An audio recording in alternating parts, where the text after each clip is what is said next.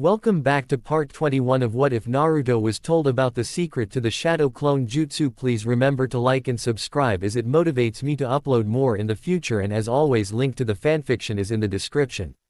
Chapter 61. Kumogakure Infiltration. Naruto had been to Kumo plenty of times in the past, so he was actually well versed in the hike up the mountain pass that he, Darui, Karui, Samui, and Omoi were taking. That said, he could have done without his hands being bound in chains. "We're almost home," Omoi said with something that sounded a lot like longing. "Given the situation, I'm not sure being home is a good thing," Samui muttered under her breath. "Are we sure this plan is going to work?" "Well, it would have been easier if we'd just given Darui a summoning scroll and had him summon everyone after entering the village," Naruto said with a shrug. "However, Kakashi and the others don't trust you guys enough to do that. We had to modify the plan so I could act as a failsafe in case you decided to betray us. The steep incline was something you'd never see in Hai no Kuni. These mountains that pierced the sky were so steep in some areas that they had to maintain their balance with chakra. It was almost like walking up walls. During one of these areas where the group used chakra to climb, Samui turned her head to eye him with a skeptical glance. She looked at his feet as he used chakra to keep from falling. Then she looked back at his face. "I suppose that makes a kind of sense," she allowed with a nod. Then her nose wrinkled. "But wouldn't you traveling with the four of us into enemy territory put you at a disadvantage? What if we just decide to kill you or take you prisoner for real? You wouldn't be able to." Naruto gestured at Samui with his bound hands and, more specifically, at the seal just barely visible on her left breast. "That seal is tied to the seal on my palm." He held out his right palm so she could see the intricate patterns on it.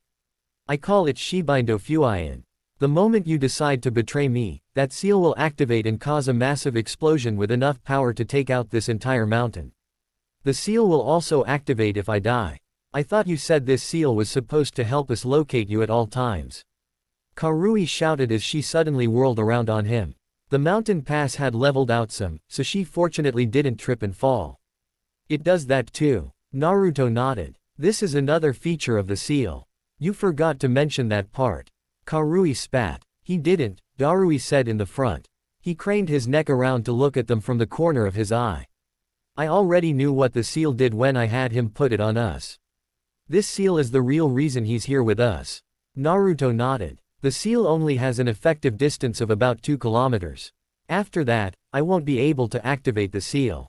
And that's why you decided to pretend to be our prisoner?" asked Omoi. Naruto shrugged. "Like I said, Kakashi and the others don't trust you, and considering what happened, I don't blame them. This is a failsafe to ensure you can't betray us. You didn't need to go that far," Karui muttered in a bitter voice. "We know what's at stake here." Naruto shrugged again but didn't say anything, though not because he had nothing to say. They had reached the gates of Kumo. As the massive gates leading into Kumogakure loomed over them, the four-man cell of Darui, Karui, Samui, and Omoi moved into a diamond formation with him in the center. Not only were Naruto's hands bound in chains, but Darui had the cord attached to them. That made it look like he was being dragged along against his will. Knowing that he had to play his part, Naruto put his fine acting skills to good use. He put an aggrieved yet defeated expression onto his face. "Darui." A man standing before the gate shouted as they wandered up. He was an average man.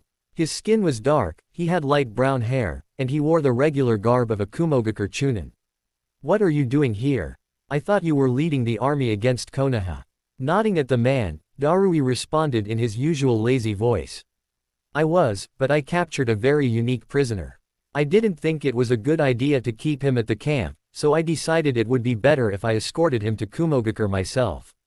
At those words, the man finally noticed Naruto in the center of their formation. The way his eyes bulged in shock was almost amusing. Hey, isn't that?" "Yes." Darui nodded. The Chunin whistled. "Well, I'll be damned. Never thought I'd see the day you managed to capture a Jinchuriki. It took a lot of work. We have currently sealed his chakra, but we'll need to think of a more permanent solution soon," Darui said. Right. Okay, you guys can go in."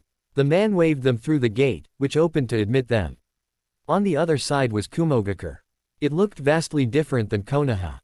Aside from being built on a mountain range, all of the buildings were built up instead out. They were also built into the mountains themselves, giving the village an entirely different aesthetic than what he was used to. Come on, Darui muttered quietly. Let's head over to the prison. Sir, the three other Kumo ninjas said. Are you sure about this, Naruto? Asked Darui. Naruto chuckled. Even if I wasn't, it's good late to back out now. Dull. I guess that's true. The prison was located in the same mountain that the Raikage's office was on. Naruto allowed himself to be led through the village, doing his best to ignore the gawking stares his presence caused. Kumo was a mostly military village, so unlike Konoha, which had a larger civilian population, about 75–80% of Kumogakure was made up of ninja. It basically meant everyone knew who he was. Naruto wondered what thoughts were going through their mind as they saw Konoha's Jinchuriki get dragged through the village. Their destination was a door built into a mountain and guarded by a chair of Chunin. The two ninja looked shocked as Darui and his group wandered past them, but they didn't say anything, though whether from shock or because they'd been trained to keep their mouths shut, Naruto didn't know. As they entered the well-lit interior, Naruto was led through a series of perfectly square hallways and down several flights of stairs. So what's the plan? Asked Darui. Since he felt safe talking, Naruto assumed there were no guards who could overhear them. We'll initiate our plan tonight. You still have the summoning scroll, right? Of course. Darui nodded. Good. I'll take care of the guards before you arrive.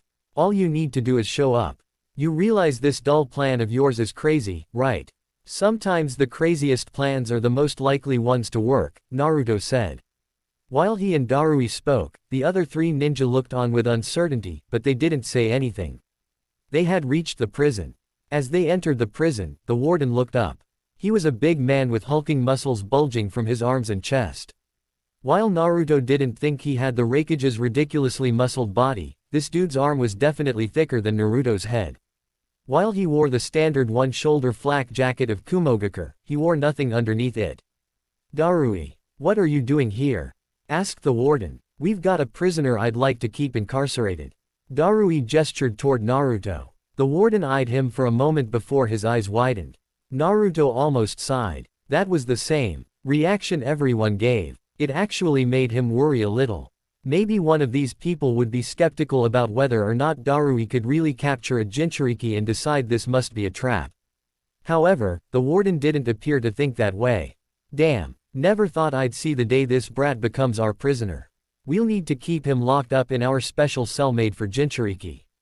A special cell just for Jinchuriki, huh? Naruto didn't know what that was, but he had his guesses, and judging from the way Samui, Karui, and Omoi stiffened, they probably knew something about it. He guessed it sealed the powers of a Jinchuriki somehow. Darui glanced at Naruto. Locking gaze for a brief second, he nodded at the man, who flicked his gaze back to the warden. That's fine. I'll leave him to you. You got it. Darui handed off the cord to the warden, who gave it a firm tug that made Naruto stumble. Realizing what was going to happen, Naruto forced himself to remain relaxed as a fist became embedded into his gut. The sound of air being expelled from his lungs echoed around the room. He coughed and hacked several times, but the warden didn't give him a moment to recover. As Darui and the others left, the warden dragged him through the prison, yanking on the cords with little regard to the fact that Naruto was breathless. He winced and forced himself to keep up. It seemed the special Jinchuriki prison was its own chamber. Upon being shoved into the room, Naruto glanced at the numerous seals lining the wall. They were a bit sloppier than what he was used to. These seals weren't nearly as complex as the ones his parents or Jiraiya could do. That said, it wasn't like they were bad either. They were just really simple to understand. You'll be staying here for the foreseeable future, the warden said. At least until we figure out what to do with you. After saying that, the man slammed the metal door shut. There were several grating clicks as the door locked. It sounded like the locking mechanism was more complex than a normal door. Naruto strained his ears and listened for the warden's footsteps, waiting until the man was far enough away that he didn't have to worry about being overheard. Well, that was pleasant, Naruto mumbled as he wandered over to the wall and studied some of the seals. He recognized the kanji being used. So it looks like this chamber is used to keep a Jinchuriki from being able to call upon their Biju's power. Interesting. This must also be the sealing chamber then. Of course, this chamber did nothing to Naruto, who was no longer a Jinchuriki. Just to test this theory out, he quickly began channeling his chakra through his body. It flowed smoothly through him. Like the seals around this room, the seals on these chains couldn't keep his chakra restrained since it was a mixture of his and Akane's chakra. It wasn't human anymore. Right, time to get out of these. With nary a grunt, Naruto shattered the chains binding his hands together. He rubbed his wrists and glanced around the room some more. However, nothing new revealed itself to him. A sigh involuntarily escaped from his mouth. I guess now all I can do is wait until it's nighttime. Sitting down against the wall, Naruto leaned back and closed his eyes. He'd take a quick nap before dealing with that warden. XOX. After dropping Naruto off at the prison, Darui, Karui, Samui, and Omoi traveled up to the Raikage's office. So it's true, then. You've really captured Naruto Uzumaki?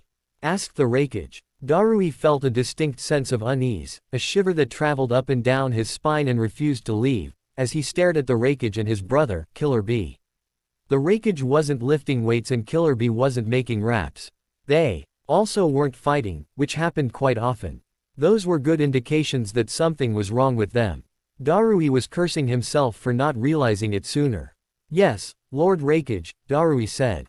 He's currently being held prisoner in the Jinchuriki sealing chamber. The Raikage mumbled something to himself that Darui couldn't hear, then nodded. Good work. We don't have any suitable hosts for the Kyuubi, so we'll have to keep him imprisoned for now. We'll work something out later. Good work. Thank you, Lord Raikage. Darui and the other three knelt down in reverence. Now that you've dropped your prisoner off, I expect you to return to the battlefield tomorrow, the Raikage continued. Much as I trust Yugito, she's not leader material like you are. We need someone who is capable of leading our forces against Konoha. Yes, sir, Darui said. He was slightly surprised that the Raikage didn't know anything about their army's terrible defeat, but he guessed Naruto had made sure none of their ninja could escape to report back. After being dismissed, the group traveled back down the tower and exited via the door they had come in from with Naruto.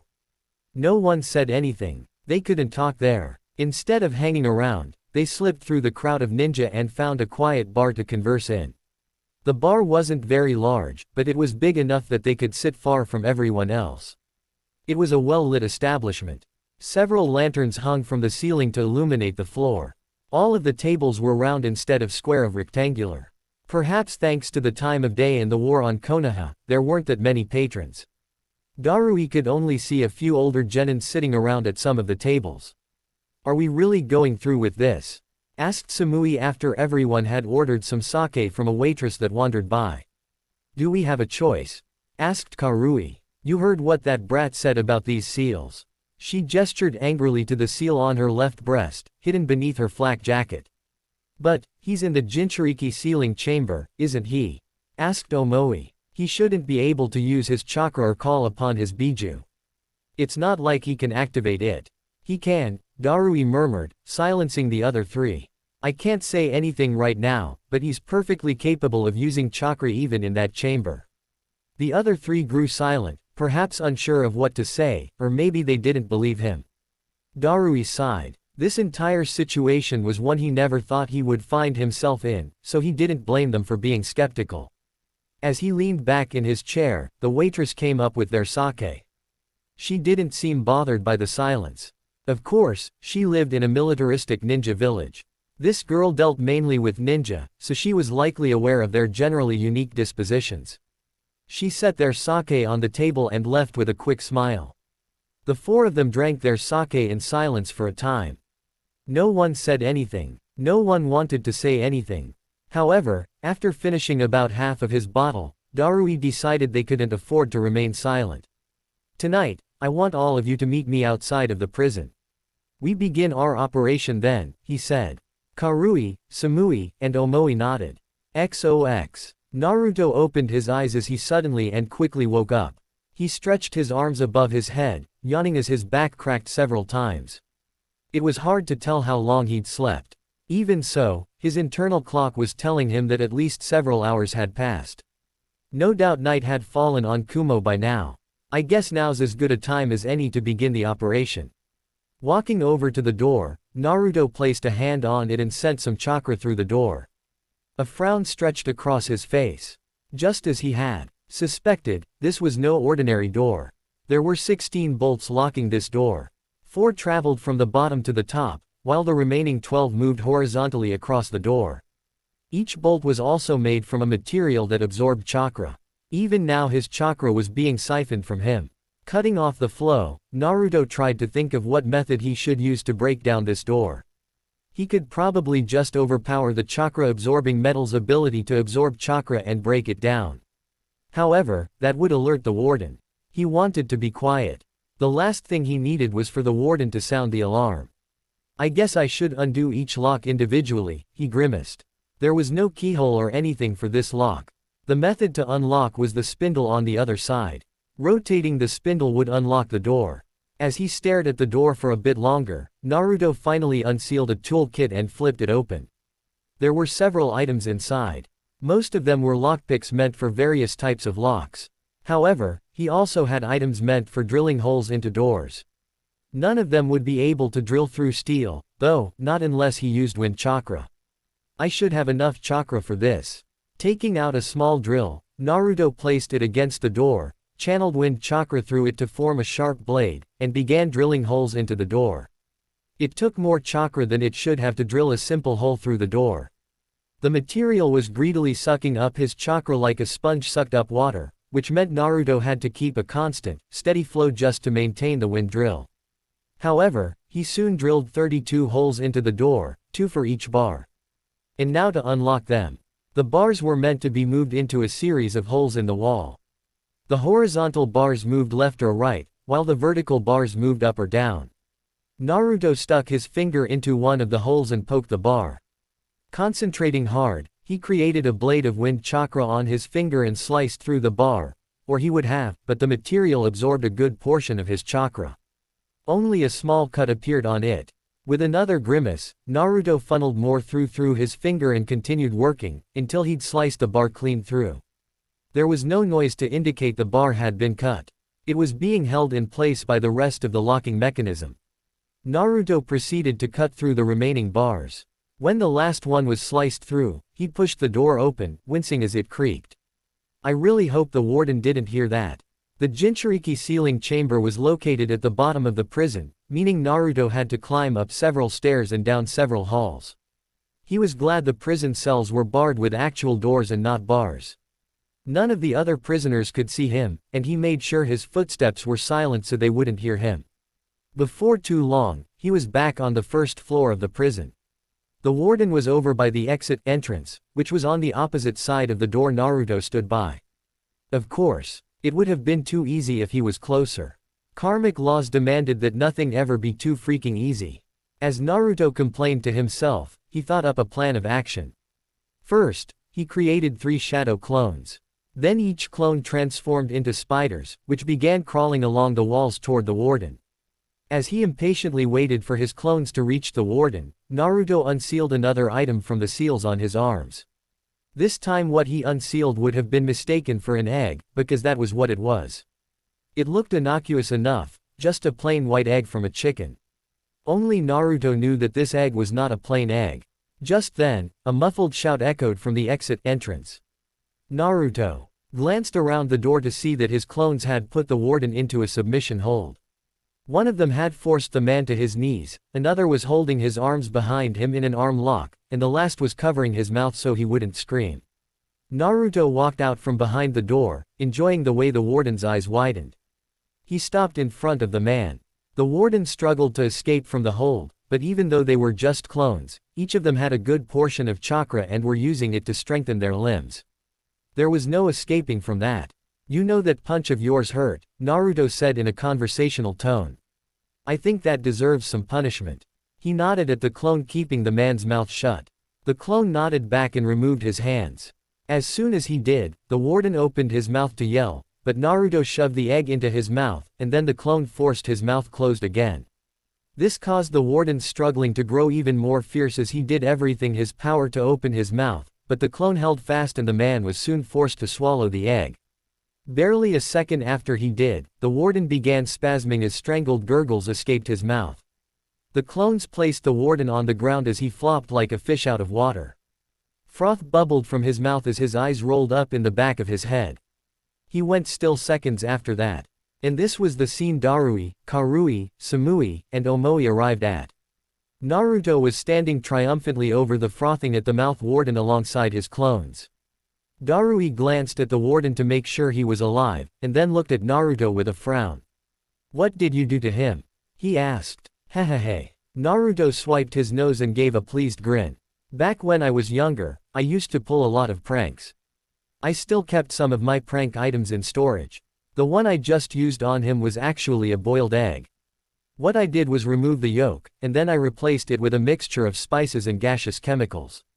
Let's see, I think this mixture was a combination of chili powder, serrano peppers, manure, and sewer water." A heavy silence filled the air as the four Kumo ninja looked at Naruto, their faces turning an interesting shade of green. "What?" asked Naruto. Nothing," Darui muttered, coughing into his hand. "Anyway, let's hurry up and summon everyone here." He reached into his pouch and pulled out the reverse summoning scroll Naruto had given him. Spreading it on the ground revealed the scroll in all its splendor, the numerous complex-looking squiggles mixed in with kanji. Only a seal master would have been able to read it. Darui placed his hands on the reverse summoning scroll and channeled his chakra through it. A massive burst of smoke filled the room, causing everyone who wasn't prepared to begin cough, but then the smoke cleared and revealed the four people who were going to take part on this mission with them: Akane, Chojuro, Kakashi, and Zabuza. "How about that?" Zabuza said with an impressed whistle. "That scroll actually worked." "Of course it worked." Naruto puffed out his chest. "I made it. Now that we are here, we should begin the mission." Kakashi quickly took charge. "We'll be splitting off into groups of 3. Group 1 will cause a distraction. Group 2 will confront Killer Bee. Meanwhile, Group 3 will work on removing the genjutsu placed over the wreckage." There were 9 people present, which meant they'd be divided into 3 groups of 3. It was decided that Naruto, Akane, and Zabuza would deal with the wreckage. It was originally going to be Naruto, Akane, and Kakashi, but Zabuza had said he wanted to go with the brat. The group going after Killer Bee would be Kakashi, Samui, and Darui. All 3 of them were Jonin and therefore the ones most likely to survive a battle against the 8-tailed Jinchuriki. Finally, Chojuro, Karui, and Omoi would cause the distraction. "Once your group causes the distraction, we'll move in and engage Killer Bee," Kakashi said. "Then you guys will confront the wreckage and remove the genjutsu on him. Does everyone understand the plan?" Everyone gave an affirmative. "Then let's move out." Under the cover of darkness, the 3 groups of ninja moved off toward their respective objectives. XOX. The group consisting of Chojuro, Karui, and Omoi traveled through the streets under the cover of darkness. There were many Kumo ninjas still patrolling the village even this late at night. It wasn't even that they were on high alert. Kumo was a military village who acted like a military village. They were nothing at all like the peace-loving Konoha. Karui and Omoi were able to walk in the open, but Chojuro could not. He used the stealth skills Kurigakure was known for to travel alongside the 2. Karui glanced left and right, up and even behind her, but no matter where she looked, she still could not see the swordsman accompanying them. "Damn, that's creepy," she muttered. Omoi glanced at her. "What is that guy's stealth skills? I can't even detect him." Well, he is one of the 7 ninja swordsmen of the mist, you know. They're well known for their sword skills and assassination techniques," Omoi lectured her. "It only makes sense that an amateur like you wouldn't be able to detect him." "What was that?" Karui slammed her fist into the back of Omoi's head. None of the Kumo ninja paid the 2 any mind as they bickered back and forth. They were known throughout the village for their arguments, so the most they got were a few exasperated headshakes. "Hey," Karui suddenly whispered. "Are we really sure we can trust those Konoha ninja?" "What do you mean?" asked Omoi. "Don't give me that," Karui hissed as she leaned in closer. "I mean, can we really believe them when they say the wreckage is under a genjutsu? I mean, how would they know unless they placed him under it, right?" "But Yugito was also under a genjutsu," Omoi pointed out. She admitted it herself, and if she was under one, then it stands to reason Kurabi-sensei and Lord A are also under a genjutsu, right? "I guess." While Karui didn't look convinced, Omoi seemed sure of himself, so he nodded several times as they finally arrived at their destination. Their goal was to create a distraction large enough to gather the vast majority of ninja. It had to be in a place that was far enough away from the Raikage's office that it would take time to go back, but it also needed to be somewhere that was both important and wouldn't kill people if it got blown up. That was why they had decided on the Kumogakure training ground. Konoha had a lot of training grounds, but Kumo's space was much more limited, and with that being the case, they only had one training ground. It was a massive, bowl-shaped zone that vaguely resembled a stadium. During the times when Kumogakure hosted the Chunin exams, this place was used during the final test. According to myth, the training ground had been the impact point of a meteor, but there was no evidence to support that. The interior of the bowl-shaped ground had been flattened, smoothed out, and divided into multiple zones. There were places with training dummies for ninjutsu practice in one section, combat zones where people sparred each other in another, and even a gymnasium for people who wanted to lift weights. That had been a relatively recent addition. It was the fourth Raikage's idea. Once they stepped into the training field, Karui suddenly appeared before them as if by magic.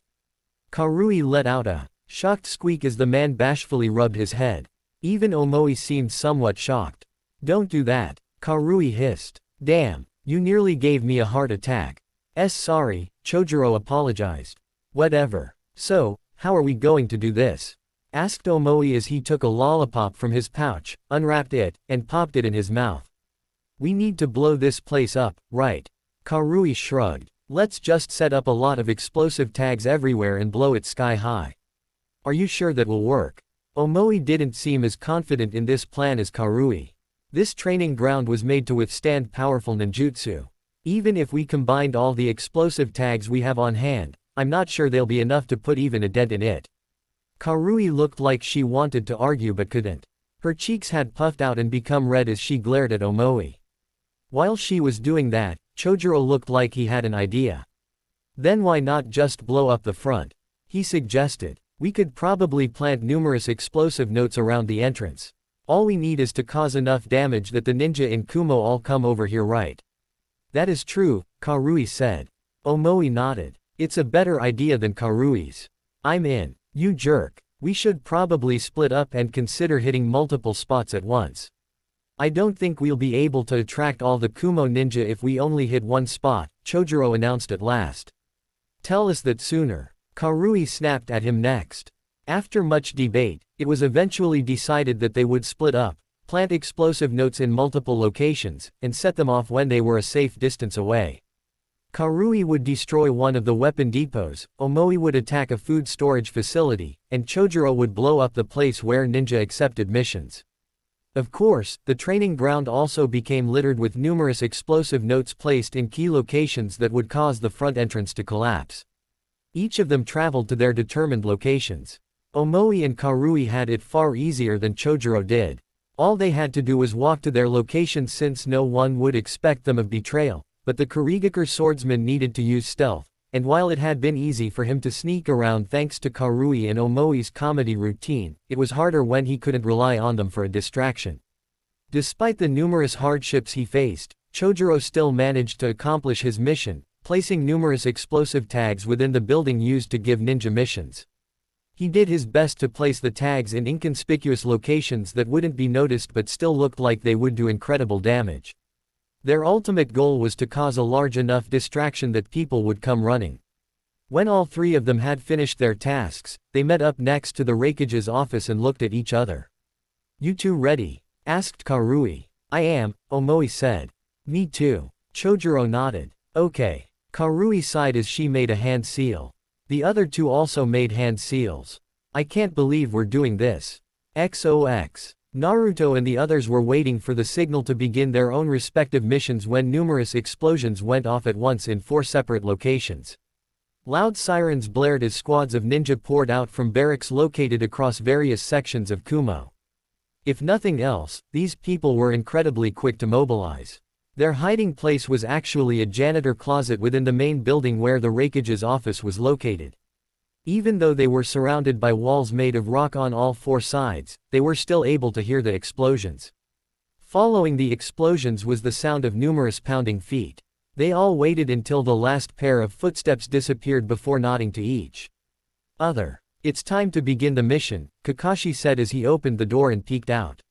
Seconds later, he opened the door wider and stepped outside before allowing everyone else to emerge.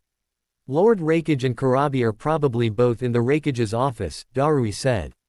So our goal will be to split them up to engage them separately, Naruto muttered. That's right. Darui nodded at him. Sounds fun, was Akane's sarcastic comment. The group moved swiftly through the now deserted building. Samui and Darui appeared creeped out by how no one was present. According to them, this building almost always had people bustling through it even in the middle of the night, so seeing this normally busy place without a soul around disturbed them. Traveling swiftly up several flights of stairs, it didn't take long for them to arrive at the bridge that would lead them to the Raikage's office. They walked along it. As they did, Naruto chanced a glance down and immediately looked back up. While he didn't have a fear of heights, he would admit that looking down while standing on a bridge so far in the sky gave him a slight sense of vertigo. Before long, all 6 of them had entered the Raikage's office. Just as Darui had suspected, both the Raikage and Kurabi were present. The moment the group entered, the two looked up, and the Raikage's expression immediately darkened. What is the meaning of this, Darui? Samui, he asked in a gruff voice as he stood up. I hope you have a good explanation for why several Kurigakure and Konoha ninja are in here with you. I do, Darui said with a nod. We're here to break you out of the genjutsu you've been placed under. The Raikage's eyes widened in astonishment. You think I'm under the influence of a genjutsu? His expression darkened again, but this time, it seemed almost ominous, like a premonition of imminent violence. You had better be joking. I'm not, Darui said. While he spoke, Naruto, Akane, and Zabuza gathered together in a group behind him, while Kakashi and Samui moved next to Darui. The Raikage and Kurabi both noticed the shifts in their formation and scowled. Letting foreign ninja enter our village, confronting your Raikage with such a ludicrous claim, and I bet you are responsible for those explosions as well. I see what is going on here. He removed his haori and let it drop to the ground, revealing his powerfully built body. You two have become traitors. Darui and Samui both flinched at the accusation. As loyal Kumo ninja, hearing those words from their cage probably hurt more than they were willing to admit, but even so, they didn't back down. Naruto felt his admiration for them rise. A sense of tension hung in the air as the two forces faced each other down. Kurabi and A both moved apart as though giving the other room to attack. Naruto knew all about their combination attacks, so they would probably attempt to use one of them if they didn't separate the pair first. On their own, these two would be a handful. Together, they would be even more problematic. Naruto was preparing to enter his hybrid mode, which he knew they would need, when Akane suddenly thrust out her left hand. Before the Raikage even had time to blink, a powerful red chakra slammed into him with enough force to lift him clean off his feet. The glass of his office window shattered as he was flung outside and disappeared. Let's go, Akane shouted quickly as she darted for the window.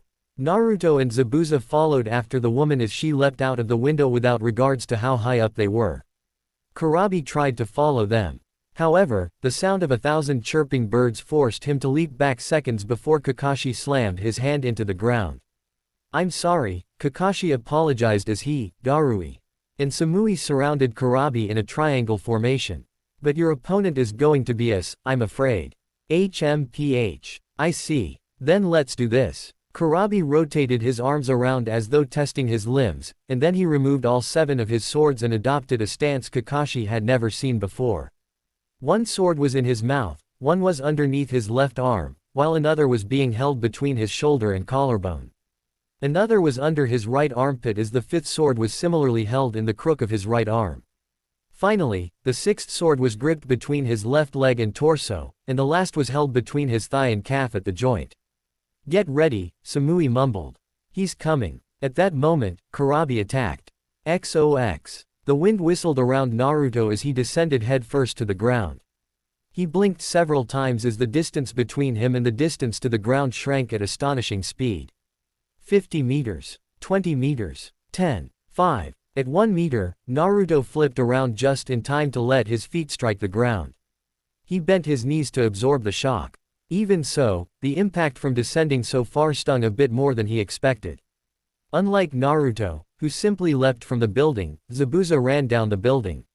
At the 10-meter mark, he kicked off and landed on the ground before springing to his feet. "You and that chick are fucking crazy," he grumbled. "Who jumps from a 200-meter mountain? This guy." Naruto pointed at himself. Zabuza snorted. Just then, several powerful explosions rocked the area around them. At first, Naruto thought someone was throwing around fire jutsu, but there was no heat. He looked up and quickly found the source. It was Akane and A. "Wow," Zabuza whistled. "And here I thought she was all talk. Look at that." Akane and A were duking it out with an incredible fist fight. Their strikes were so fast their limbs looked like blurs, and each time they attacked or blocked an attack, the air around them would detonate, creating an intense shockwave that Naruto could feel from where he stood. Even as he continued to watch, A lashed out with a powerful fist that caused the air to shriek. Any normal shinobi would have been pulverized if they met such an attack head-on. Akane met him punch for punch. Their knuckles collided and were consequently blown back as the air between them exploded with a powerful sonic boom. "Let's not stand around watching," Naruto said. "Our goal is to subdue the Raikage so she can break the genjutsu. She'll need our help." Zabuza cracked his neck, reached behind him, and removed his sword. Right. Can't let your woman have all the fun." Pushing off the ground, Naruto sprinted toward the Raikage with chakra-infused speed. He leapt into the air upon reaching the man and used the resulting torque to spin around and launch a surprise kick at A's head. However, this man was not a Raikage for nothing. Even as he raised a leg to block Akane's attack, he blocked Naruto's kick with his left forearm. Naruto was not one to be outdone. After his initial attack did nothing, he used A's arm to push himself into a counterclockwise rotation and launch another kick from the opposite direction. That was blocked as well. Unfortunately for the Raikage, he could not block Akane's next attack that happened at the same time. The redhead delivered a powerful double palm thrust to the village leader's chest. A powerful red chakra had engulfed her hands as she attacked, and the resulting explosion sent the Raikage flying backward, where Zabuza was waiting. "Here I come." Descending from the air like a bird of prey, Zabuza swung his sword at the Raikage. In most normal circumstance, such an attack would have done serious and perhaps even fatal damage. A was a cage. However, before Zabuza's attack could hit its target, lightning chakra exploded from A's body like a thunderstorm. Several bolts lashed out at Zabuza, who was forced to use the substitution jutsu to escape certain death. As the man appeared beside Naruto and Akane, the Raikage regained his bearings and stood to confront them. "That doesn't look good," Zabuza said, though he sounded more excited than worried. His eyes were shining as he stared at the Raikage. A's body had become wrapped within a layer of lightning chakra. An intense blue aura surrounded him as arcs of lightning flew and skittered around his body. His hair had also become spiked like a crown. "If I'm not mistaken, this is A's Raiden no Yoroi," Naruto said. "It is a lightning jutsu that's used passively instead of offensively. It speeds up the neural synapses reaction time and pushes the user's physical prowess to the absolute limit a human can achieve, allowing them to unleash tremendous raw speed and power." "That actually sounds kind of bad," Zabuza admitted. "Naruto, you should enter your hybrid form," Akane advised. "Right." Naruto nodded. "Give me time to transform." I'll keep him distracted." Akane covered herself in a thick layer of bubbling red chakra that burst from her pores, then dashed forward at speeds that surpassed anything a Jonin-level ninja could achieve. The Raikage met her dash head-on. Their fists collided with each other. A massive explosion resulted in their colliding fists, which not only pushed them away but caused the ground beneath them to break apart. This didn't stop them from continuing to fight. Akane, nine tails made of red chakra floating behind her, attacked with massive claws that she created from her chakra. The Raikage didn't back down as he prepared to meet her attacks. He slammed his fists into the claws, forcing them away but not destroying them. They were merely a distraction. While he was dealing with her claws, she sent several of her tails to attack him from below. Anyone else would have been defeated right then, but A once more proved he was deserving of the title Raikage. He dodged all of her tail swipes like they were nothing. To the average Jonin, it would have looked like he was simply teleporting around her attacks. "Damn," Zabuza mumbled. "I'm beginning to feel a little outclassed here. Also, is it just me, or is that woman using the Kyuubi's chakra?" "That woman is the Kyuubi," Naruto muttered. Sorry, I forgot to tell you that.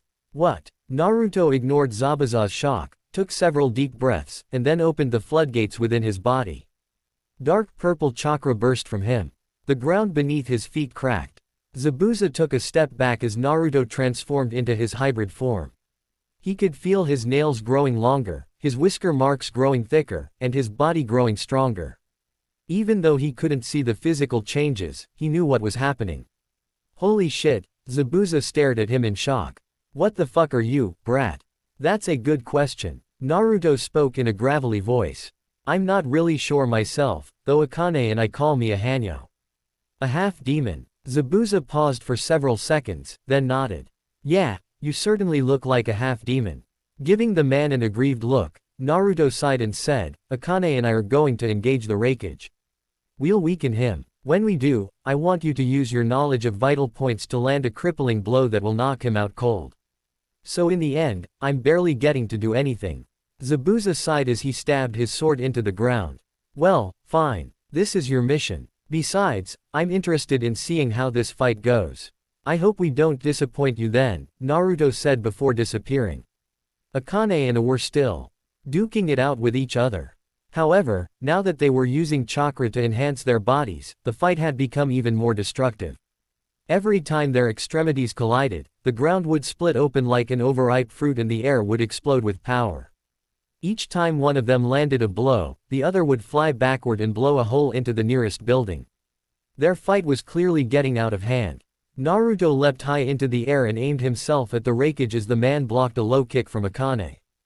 Flipping around to increase the power of his attack, Naruto dropped a heel kick at the man's head. Even though the Raikage was fighting Akane, he still had the sense to raise his arm and block Naruto, though doing so caused the ground beneath his feet to crater. Flipping off A's forearm, Naruto landed several meters away as Akane leapt back to stand beside him. The two-eyed A, who seemed to be sizing up Naruto now that his hybrid mode was activated. This man is a lot tougher than I expected, Naruto muttered. Akane clicked his tongue. Holding back is harder than I expected. I'm doing my best not to cause too much damage to him or the village, but several of the buildings had already collapsed thanks to their fight. They were smaller buildings, not the ones that had been built into the mountains, but even so, it was unintentional destruction. Yeah, Naruto sighed. I guess we just have to weather his attacks until he uses up all of his chakra. Such a pain, Akane moaned. While they were standing there, the Raikage rushed forward and thrust out his elbow at Akane. The woman slipped around his attack and struck it with her fist, or tried to. The Raikage pulled back before it could hit, lifted his left foot off the ground, and delivered a powerful kick to Naruto's side as he tried to sneak up and attack from a blind spot. He took the attack head-on. A grunt escaped his lips as the powerful kick slammed into his abdomen, but Naruto ignored the pain and wrapped his arms around the man's leg. He lifted off the ground and spun around and around before throwing his opponent. As a sword through the air, Akane appeared above him. She was holding out her left hand, which had formed an unusual L shape with her index finger and thumb. Red chakra gathered near the tip of her index finger, growing brighter by the second before. With a strange whining noise, a massive burst of red chakra flew into the Raikage. Being in the air, A was unable to dodge the attack and got hit. The powerful burst of energy slammed him into the ground. A massive crater formed beneath his body and several nearby buildings crumbled from the resulting shockwave. Naruto hoped no one was in those buildings. As dust billowed out in a makeshift smokescreen, Akane landed on the ground next to Naruto. Did that get him? She asked. Not even a second later, the Raikage burst out of the dust cloud and flew at them. I don't think I need to answer that, Naruto said before he and Akane split apart. A must have determined that Akane was a larger threat since he went after her. The woman did her best to remain one step ahead of her opponent, but actually seemed to be a bit faster than she was. Akane was forced to block and dodge his attacks as Naruto came in from behind and attempted to deliver a double punch to the Raikage's spine. It missed when the Raikage disappeared and reappeared behind him. I see now why this man was said to be on par with my dad. Naruto grimaced as he spun around and crossed his arms above his head. A jumped above Naruto and brought his foot down in a powerful downward kick, using the momentum of his fall to increase his attack power. The shockwave unleashed from the attack was enough to make Naruto's bones vibrate. and his teeth to clatter. He released a pained groan as his forearms snapped like brittle twigs before regenerating. Even though the pain was immense, he gritted his teeth and withstood the attack. At that exact moment, Akane appeared and landed a powerful kick to the Raikage's head, sending the man flying into another building. "We're gonna get in so much trouble for this," Naruto murmured as they caused even more property damage. "It's his own fault for allowing himself to be controlled by a genjutsu," Akane said with a huff. "Oh, look, he's back." At that moment, the Raikage raced out of the hole in the wall and rushed toward them. Naruto and Akane split apart again, forcing it to choose one of them over the other, and he chose Akane again. That kind of hurt Naruto's pride. Just a bit. In either event, the man launched himself at the redhead and initiating another coordinated assault of fists and feet. Thus far, Naruto and Akane had done their best to avoid using any ninjutsu. Their battle was already doing enough damage. Adding jutsu into the mix would have just created even more problems. However, the Raikage didn't seem to have any such compunctions. Reikyaku Suihei, lightning oppression horizontal. The man performed a simple backhanded horizontal chop. While Akane blocked it, even she winced as the attack lifted her into the air and threw her back. I was about to go after the woman as she skidded across the ground, but then Naruto appeared next to him, engaging the man in a hand-to-hand bout. Both of them stood in place as they attacked each other with a series of lightning-fast punches and kicks. Compressed bursts of air exploded between them. Cracks appeared on the ground. However, it wasn't as powerful as before. Naruto had noticed it. The Raikage was running out of chakra. In the next moment, Akane appeared alongside Naruto and forced the Raikage into a two-way battle. Just as Naruto had suspected, where before the Raikage had been capable of keeping up with them both, now he was backpedaling as he tried to evade their attacks. The two of them had no intention of letting him off. They kept up the pressure, attacking together and forcing him to divide his attention as he expended more chakra. A brief flicker marked the end of the Raikage's jutsu. The lightning armor encasing him was released, his chakra spent. A wobbled on his legs as he tried to remain standing. In that moment, there was a short but intense burst of killing intent, and then several acupuncture needles pierced the man's back in several specific points. Naruto and Akane watched in silence as the leader of Kumo pitched face first to the ground. Behind him was Zabuza. "I really feel like I didn't do anything at all here," the Kiri ninja complained. Naruto shrugged. "Given the difference in your affinities and abilities, you were at a disadvantage. Besides, me and Akane don't have any experience working with you. It would have only added more chaos to the fight." "Whatever." Zabuza sighed in discontent. "So, what now?" "Now we." Almost before Naruto could finish speaking, several dozen Kumogakure ninja landed on the ground around them. They were all armed to the teeth. "I guess our battle attracted their attention," Akane said as she looked at the mass of angry shinobi. "Well, shit," Naruto sighed. "This is just not my day." XOX. The goal in separating A and Kurabi was not just to fight them individually, it was also to break them free of their genjutsu individually. Kakashi thought it would have been better if Akane had fought against Kurabi. She'd managed to break Yugito from the genjutsu placed on her by traveling into the seal that contained the Nibi. Kakashi wasn't sure he had that ability. That said, Akane had theorized that the genjutsu had been placed on everyone by a Sharingan user, which meant it could also be broken by another Sharingan user. Unfortunately, Kakashi wasn't being given a chance to even try breaking it. "Watch out." At Darui's warning, Kakashi began backpedaling as Kurabi attacked him with 7 swords. The man was a whirlwind. His swords spun through the air as he tossed them, attacked, caught them, attacked, tossed them again, caught them again, and attacked again. The swords came at Kakashi from every conceivable angle as the man known as the perfect host leapt and spun in a zany dance that not even his Sharingan could accurately predict. Darui and Samui were hanging back, waiting for an opportunity to attack, but it didn't look like one would be forthcoming. Kakashi had already brought out his Chikuto. He used the blade to try and defend against the ridiculous onslaught, but there was no way his one sword could compete with 7. It was even harder because he wasn't a swordsman. Kakashi's training was basic Anbu Kenjutsu. This man, Kurabi the Eight-Tailed Jinchuriki, was a master who had created and refined his own sword style after who knew how many hard years of training. Cuts began appearing on Kakashi's clothing and skin. A blade flashed across his cheek, drawing blood. Another struck his arm. More blood. The sting of Kurabi's blade couldn't be underestimated. While each wound inflicted did little damage, as Kakashi was able to use his Sharingan to barely avoid the attacks, the number of cuts that began appearing would eventually overwhelm him. I could use a hand right about now. Kakashi shouted. All right. Samui pulled out her tanto and rushed in to help Kakashi. However, even with another person fighting, Kurabi's prowess was not diminished in the least. In fact, it seemed as if his abilities increased as more people joined. Blades flipped around through the air as Kurabi spun, only to be caught and used to attack from a different angle. A sword flew in from below. Another came down from above. One tried to pierce them through the head. Samui tried her best to keep up, but even though she was a Jonin, the difference in skill between her and Kakashi was huge. She was probably a newer Jonin. It wasn't long before cuts began appearing on her skin. Kakashi realized that he would need to do something if he wanted to emerge from this battle victorious. He had been hoping to avoid using any of his Mangekyo Sharingan abilities due to the backlash they caused, but he realized now there wasn't much choice.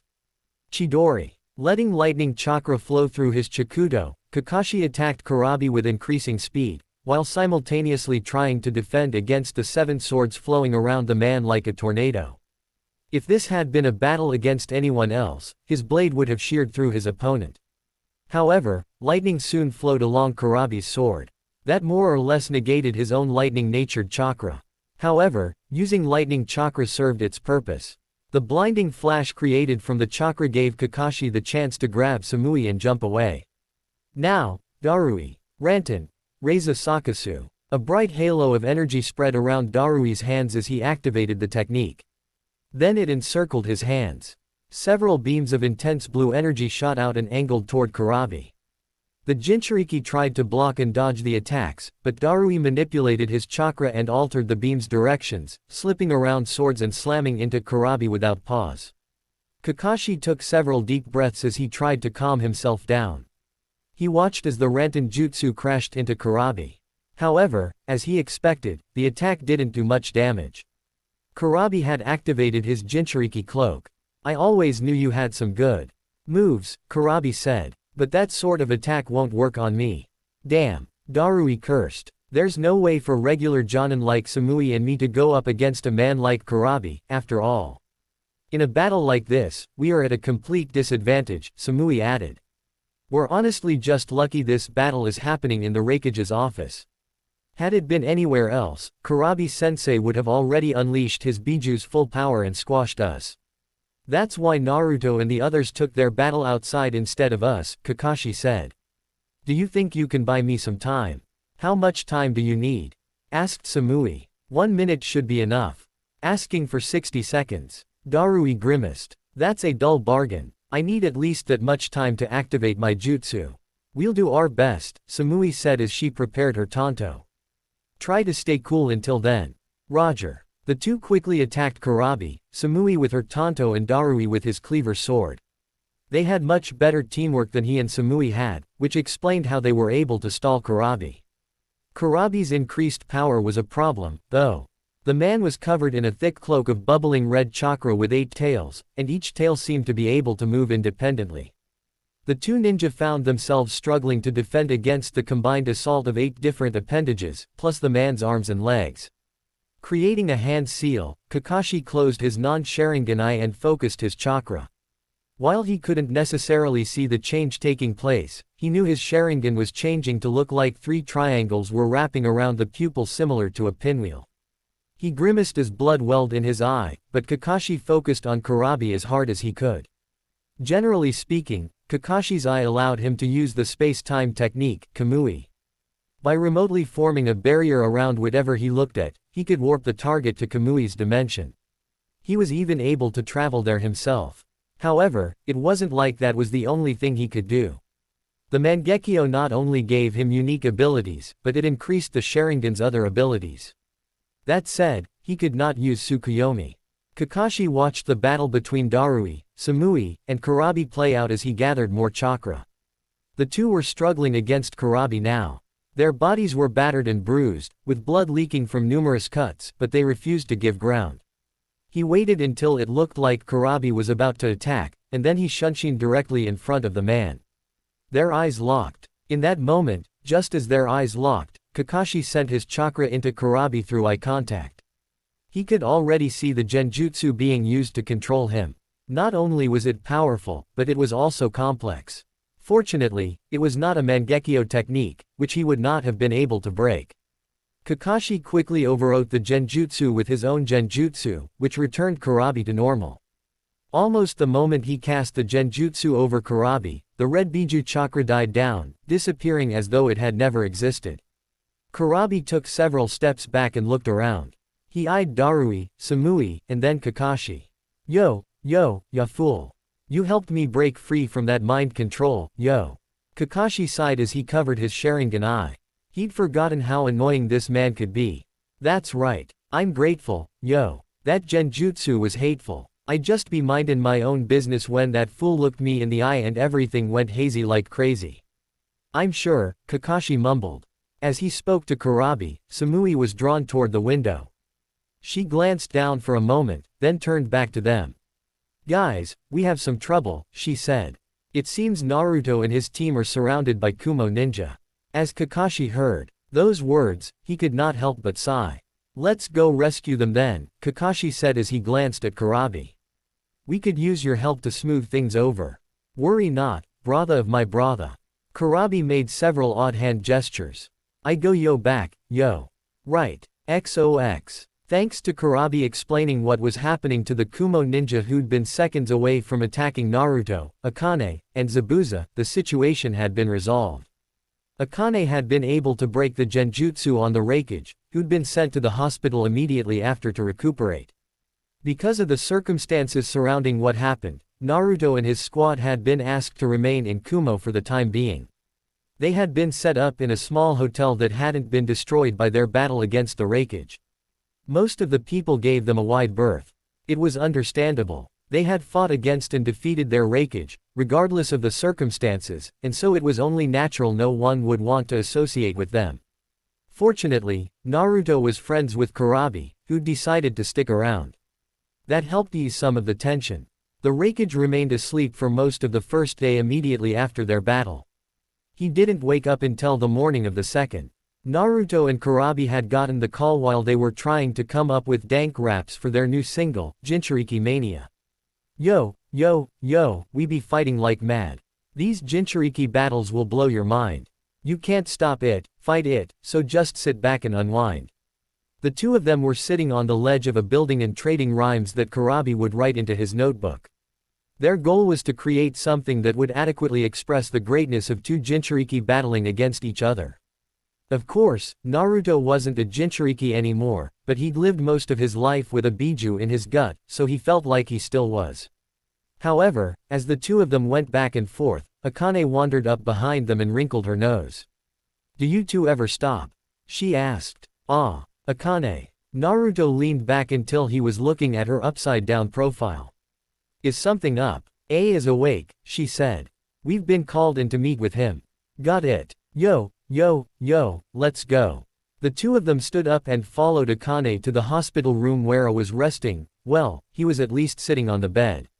However, he was also doing curls with a barbell that looked like it weighed at least a ton. Naruto almost snorted when he saw the exasperation on the nurse's face. She looked 10 seconds away from giving the man a lecture. Everyone else who'd taken part in the operation was already inside. Kakashi, Darui, Samui, Zabuza, Karui, Omoi, and Chojuro were all present. Kurabi, Naruto, and Akane made themselves comfortable as well. I'm glad you're all here. The Raikage carefully set down his barbell on the tiled floor, and then placed his hands on his knees. It seems I have caused you all a lot of trouble. However, all of you saved my village even when it looked like we had turned against you. You have my thanks. We were glad to help. Naruto threw his hands behind his head and grinned. While we were happy to be of assistance, I'm hoping we can learn more about the person who managed to do all this, Kakashi said. A remained silent for a time, and then rubbed his jaw. I cannot tell you exactly who cast a genjutsu over myself and my brother. I don't think the face I saw when he confronted me was his real face. That said, I can tell you that he had the Sharingan. I remember you saying Sasuke managed to defect to Otogakure, which leads me to conclude that the one who cast this genjutsu on me was none other than Orochimaru. Everyone sucked in a breath. Of course they were all aware of who Orochimaru was, what he had done, and they knew he was more than capable of doing something like this. However, the implications were not pleasant. If that is true, then it means Orochimaru managed to take over Sasuke's body. Naruto took a slow breath. Sasuke was not his friend, but it still sucked to hear this. Probably, I grunted. Everyone remained silent for a moment as though absorbing this information. Naruto glanced at Kakashi, whose single visible eye had welled up with guilt. He looked away. The others didn't seem to have as much of an emotional response toward this matter, but he could see the worry visible on their faces. Orochimaru had been an S-ranked, cage-level ninja without the Sharingan. There was no telling how powerful he'd become if he really did have it now. We'll be returning to Konoha soon, Kakashi announced after some time. If what you said is true, then we can't afford to remain here. We need to tell the Hokage. I understand. The Raikage nodded. I'll be sending a messenger bird ahead of you, letting Tsunade know what's happening as well. I'll also issue an order for our forces to withdraw from Hi-no-Kuni. Actually, Kakashi began, I was hoping to ask for your assistance in repelling Iwa. It seems they have also invaded our borders, which I assume is Orochimaru's doing as well. Consider it done, I said without even taking a moment to think about his response. After the trouble we have caused you, this is the least my village can do to repay you. Naruto let Kakashi hash out the details with the Raikage, but it was decided that they would travel back to their army and inform them of what was happening. I wrote down his orders on a scroll and sealed it with his village's symbol. The orders were for Kumo's army to march toward the border where Konoha's 1st Division was fighting against Iwa and provide aid. Yugito Ni would not be traveling with Darui and the others. At Naruto's request, she would be heading back to Konoha with him. When the Raikage asked him why, he had shrugged and said, "It's been a long time since we've seen each other. I'd like to catch up." When the meeting with the Raikage had concluded, Naruto, Akane, Kakashi, Zabuza, Chojuro, Darui, Samui, Karui, Karabi, and Omoi all left the hospital room. Much as he hated it, he still needed to recover from his battle against Naruto and Akane. As they were leaving the hospital, a loud cracking sound caused Naruto to turn his head. He stared at the window, which now had a crack running down the center. Frowning, he hurried his pace to catch up with the others. "That wasn't ominous at all," he muttered. "What isn't ominous?" asked Akane. "Nothing," Naruto said with a shake of his head. The group stepped outside of the hospital and began preparing for their journey back to Konoha.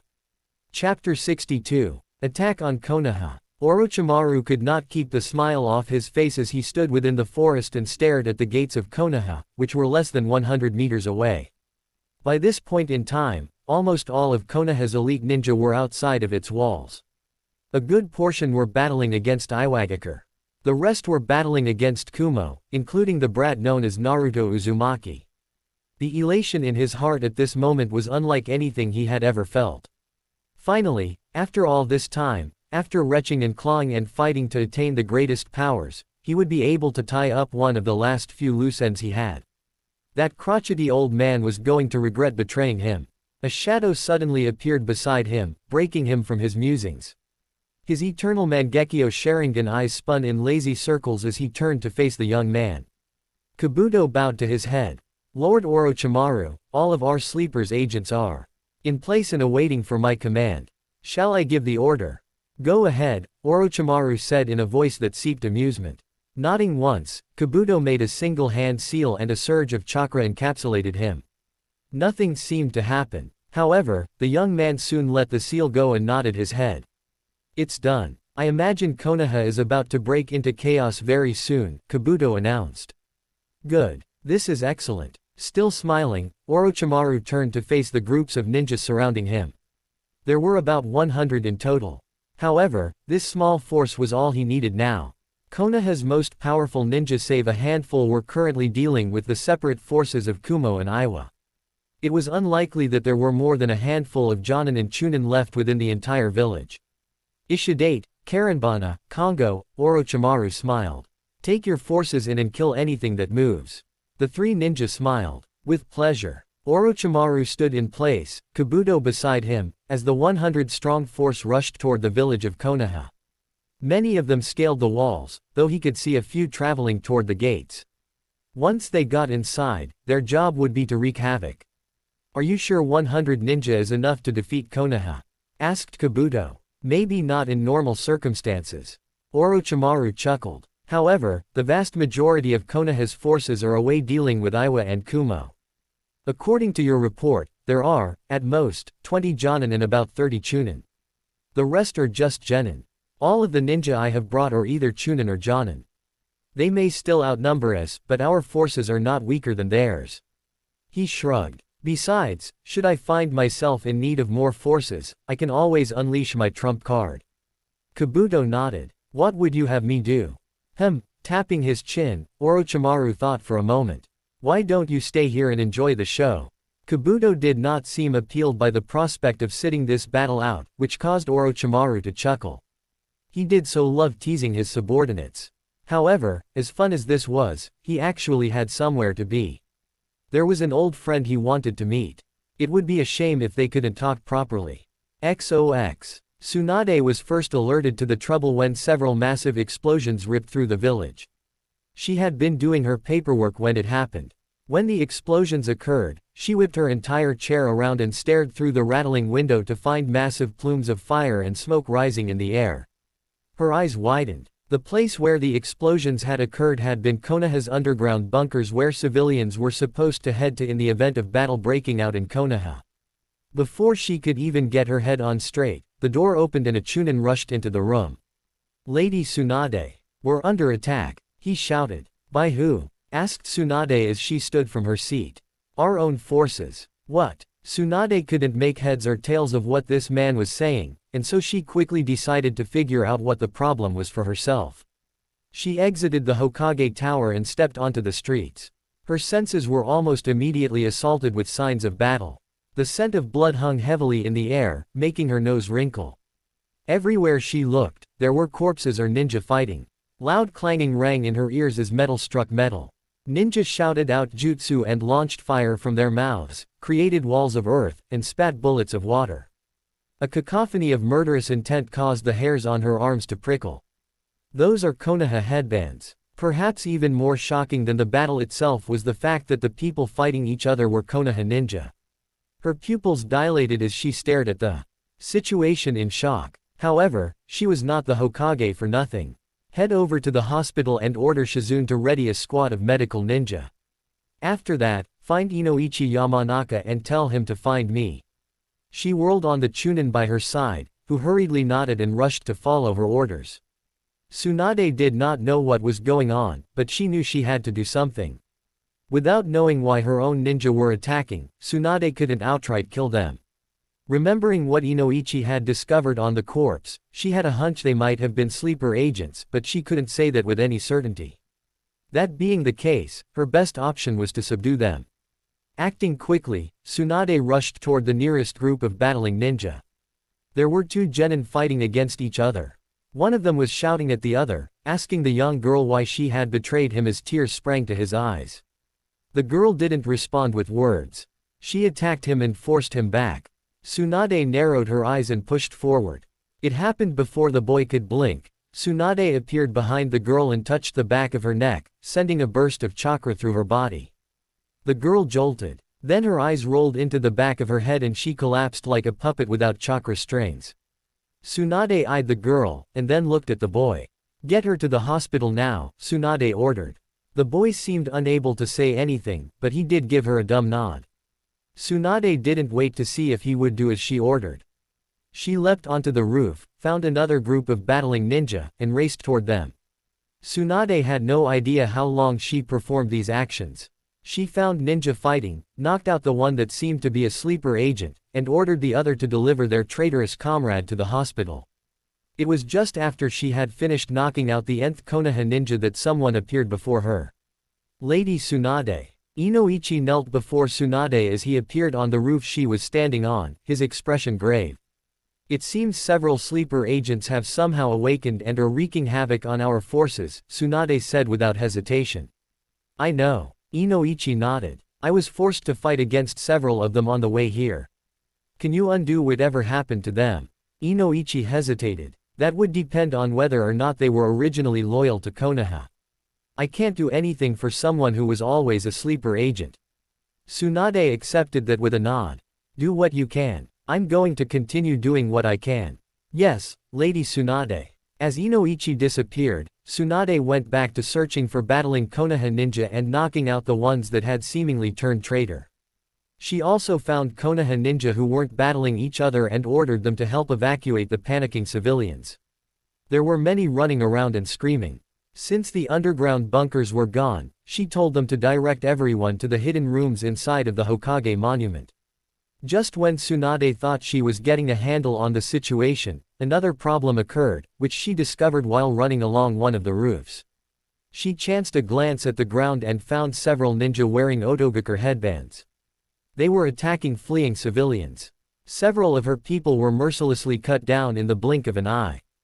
This is. Tsunade howled within her mind as she leapt from the roof and flew toward the ground. Her target didn't even realize she was there. She descended fast and threw a violent punch at his head, which exploded in a spray of gore on contact. There were two other Oto ninja present with this one. They stared at her in shock, but neither of them were fast enough to deal with her. She caved in the chest of one with a single finger flick. Then she killed the other by rabbit punching him in the neck, crushing his esophagus. Realizing who was behind this, Tsunade raged as she searched for the only man who could have possibly perpetuated this attack on her home. While searching for him, she found three ninja who appeared better than the rest. There was a tall man with an orange wig of spiky hair, a young girl with a childlike appearance, and a brutish-looking man with a large and muscular body. They seemed to be coordinating the Oto ninja. I don't know who they are, but they're dead. Tsunade quickly determined that the one in the orange wig was the leader. He had more chakra than the other two, and they seemed to defer to him. She landed on the ground several feet away and slammed her fist into the road, splitting it apart with ease. As the earth shook and a massive chasm formed, quickly traveling toward the group, the three ninja were forced to split up. Using that moment, Tsunade dashed forward at speeds that even a Jonin-like Meta guy would have had trouble keeping up with unless he opened the 8 gates. She reached the orange-haired man before he could figure out what was happening. With her hands now glowing a bright green, Tsunade tapped his body several times. While nothing seemed to happen on the outside, when she swung past him, the man's body crumpled to the ground and didn't get up. It was easy to see that he was not breathing. Ishidate. The girl shouted. Damn you. The childlike girl lunged at Tsunade, a crazed look in her eyes. However, Tsunade was not in the mood to play with her. As her body seemingly broke into flower petals, Tsunade expelled the chakra from the genjutsu, spun around, and punched the girl in the nose. A loud bang issued from the point of impact. It was easy to tell from the way the girl's face yielded that she was dead. Seconds after the punch connected, the girl's body flew forward and slammed a wall, which crumpled and buried the body under several tons of rubble. After staring at what happened to his two companions in horror, the big man tried to run, turning around and fleeing as fast as his legs would carry him. Tsunade wouldn't let that happen. She darted forward faster than he could, leapt into the air, and crushed his skull with a spinning heel drop. As she removed her heel from the dead man's caved-in skull, several more massive explosions caused her to look up. Her eyes widened as numerous giant snakes appeared within Konoha and began going on a rampage. Glaring at the snakes as a red film hovered over her eyes, Tsunade could only grit her teeth as she began going through the hand seals necessary for the summoning jutsu. However, before she could even complete them, her danger sense, which had been honed by war, warned her that something was coming. She stopped her hand seals and leapt backward as several snakes tried to bite her. Grimacing, she stomped her foot on the snakes, killing them with ease. Mocking applause filled the air. Tsunade turned around to see the figure of a man who she'd recognize no matter how much she wished she could forget. His pale skin was nearly translucent and dark hair hung from his head. A robe had been thrown over his body, tied together with a purple rope. Tsunade sucked in a breath when she saw the man's eyes. They were not the snake-like yellow orbs she remembered. They looked like a black three-sided Fuma shuriken within a red star surrounded by darkness. "Hello, Tsunade," the man said with an amicable but sarcastic smile. She growled and spit out the man's name. Orochimaru. Ku ku ku. The sound of his laughter grated on her ears, causing her to gnash her teeth together. Matters were only worsened by the smug look on his face. You shouldn't frown like that, Tsunade. You'll get wrinkles. Tsunade would have liked nothing more than to pound this man into oblivion. There were a few reasons she hadn't. First and foremost was that it looked like he had some strange variation of the Sharingan. Having read the diary written by her grandfather, she knew this was likely the Mangekyo Sharingan, an infamously powerful variant of the original that could only be acquired when an Uchiha underwent great emotional trauma. The easiest way to acquire it was killing the person you loved most. Itachi Uchiha had this dujutsu. He'd used it to put Kakashi in a coma at one point. The second reason was that she didn't have any information that could prove useful in fighting him. When they had last fought, their battle had been a stalemate. And that had been when Orochimaru's arms were ruined. Now he was healthy and had a Mangekyo Sharingan. How much more powerful was he now? So you've finally decided to annihilate Konoha, huh? Are you satisfied, you bastard? She asked. Ku ku ku. I am almost satisfied. Orochimaru's smile widened. One could say I'm about halfway to being satisfied. To be honest, I don't particularly care if Konoha is wiped from the face of the map. There are only a few things here I want to take care of. Tsunade slid her feet apart. And what is that? Oh, just cleaning up some loose ends, I guess you could say. By the way, did you know that you're looking in the wrong direction? What? Tsunade was almost shocked when Orochimaru suddenly morphed into a flight of crows. However, she wasn't an experienced cage-level ninja for nothing.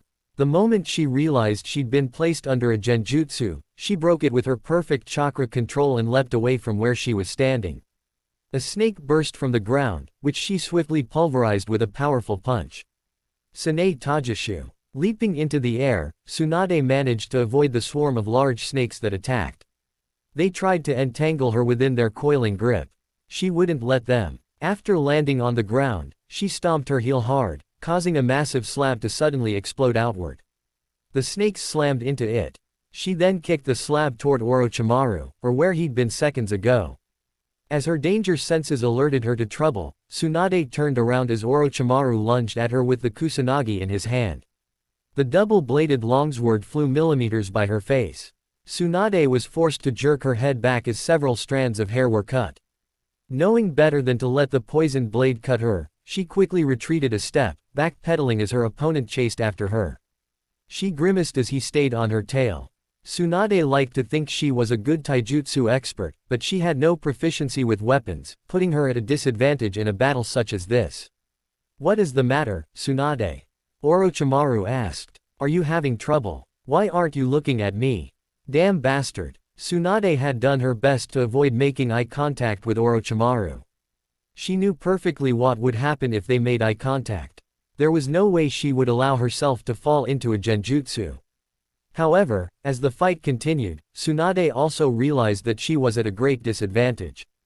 Thanks to the Sharingan, Orochimaru could predict all of her moves even without eye contact. Already several nicks and cuts had appeared on her skin. The slow burn of poison had already entered her blood, and while she was healing it, that pain was also distracting her. Even worse, the longer she let this go on, the more damage would be done to her village. She needed to finish this now. Stomping her foot on the ground, Tsunade caused the entire village to shake. As several chasms spread from underneath her foot, Orochimaru leapt back to avoid falling, and Tsunade used that time to go through the hand seals necessary for her technique. Sozo Seisei Creation Rebirth. Releasing a massive volume of chakra that she had stored on her forehead all at once, Tsunade allowed her body's cell division to become forcibly stimulated by proteins, reconstructing all the organs and tissues that made up her body. This caused numerous lines to spread across her body. Oh, what an interesting technique you have there, Orochimaru said with an amused gleam in his Sharingan eyes. Yes, very interesting. So interesting, in fact, that I'd like to see how you deal with this. Amaterasu. A massive black flame erupted from Orochimaru's eye, bursting forth like a torrential storm. It traveled toward Tsunade at a relentless pace, burning everything in its path. She looked at the flames traveling toward her. And then she punched it. Her hand quickly caught fire. Her skin boiled, charred, cracked, and flaked. The fatty oils in her arms and hand burned, hissing and sizzling. Then the flames vanished and her hand quickly regenerated. How intriguing. A complete regeneration technique, Orochimaru said. However, before he could say anything else, Tsunade rushed up and punched him in the jaw. There was a loud cracking sound as his jaw shattered. His body spun around, hit the ground, and then tumbled back. Tsunade knew better than to give Orochimaru time to recover. She rushed forward, leapt into the air, and descended upon him. Orochimaru grinned as his body became encased in a large skeleton covered in armor. The rib cage quickly formed around him. It was an ethereal purple color and looked like the skeleton of some ancient warrior. That said, it looked incomplete. Flying straight at her foe, Tsunade slammed her fist against the rib cage of the purple skeleton warrior, cracking it. She slammed her fist into it again. This time, it shattered. Orochimaru leapt back as he realized her attacks really were quite ferocious. He went through several hand seals, but Tsunade was in front of him before he could finish. His face practically caved in when she punched him. The powerful impact created a sonic boom that echoed across Konoha as he went flying. Somehow or other, Orochimaru was able to land on his feet, skidding across the dirt as he wove through several hand seals. Tsunade was charging toward him like a rampaging bull. Kuchiyos. Rashomon. Summoning Jutsu. Rashomon. Orochimaru slammed his hand into the ground, from which a seal spread out. Then, an ominous, menacing gate rose from the ground. The gate was surrounded by strange outcroppings and several chains, while the gate itself looked like the smiling face of a hideous ogre with a large nose and saw-like teeth. Tsunade narrowed her eyes as she slammed into the gate. She launched a powerful punch that caused the entire gate to get blown off its hinges. It crumbled under the impact. I see your strength hasn't diminished at all, Orochimaru mused. That isn't the only thing that hasn't diminished. Tsunade roared as she tried to punch Orochimaru, but the man proved slippery. Like a snake, he contorted his body around her attacks, and then he launched his own counterattacks. Tsunade took his punches head-on like they were nothing before delivering a solid blow to his gut. The snake Sannin was lifted off the ground as blood flew from his mouth. Hitting the ground, Orochimaru rolled for several meters before stopping and didn't get back up.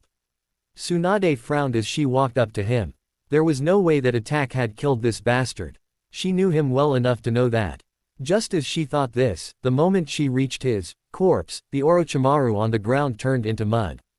A mud clone, she murmured. Slamming her fist onto the ground, Tsunade released a powerful burst of chakra that made it split apart. A figure darted out of the ground. This figure extended their hands, unleashing a horde of snakes that tried to attack Tsunade. However, she swept out her leg in an arcing kick that had enough force to destroy all the snakes with nothing but air pressure. Orochimaru landed on the ground several meters away. Despite the battle having gone on for several minutes, he didn't appear to be even winded. It really is a shame. He shook his head. Despite all that vaunted strength and intelligence, you aren't very good at using either of them. I guess Jiraiya was right when he called you a Neanderthal. Shut up. Tsunade snarled. You have no right to speak of him. No right. Now I'm hurt. Orochimaru placed a hand against his chest, his tone mockingly sad. Jiraiya was my friend too, you know. His passing was such a shame. I would have liked to see him one last time, if for no other reason than to gloat at him. Tsunade gritted her teeth against the flood of emotions rushing through her. She needed to remain calm. She couldn't let Orochimaru play his mind games. Letting him get into her head was as good as game over. By the way, he began again. This is also an illusion. What? In that moment, just as Tsunade registered the man's words, a sharp pain erupted from her back and came out her chest. She looked down at the sword sticking out of her chest. Then she craned her neck around to find Orochimaru standing behind her. Bastard. With her Sozo Seisei still active, Tsunade didn't let the stab wound slow her down. She spun around and launched a powerful kick. Orochimaru couldn't dodge in time and received the kick straight to the face, or so it appeared, until the person she kicked turned into a bunch of slithering snakes. Grunting, Tsunade pushed the kusanagi out of her back. Then she stepped on it. The blade shattered like it was made of brittle glass.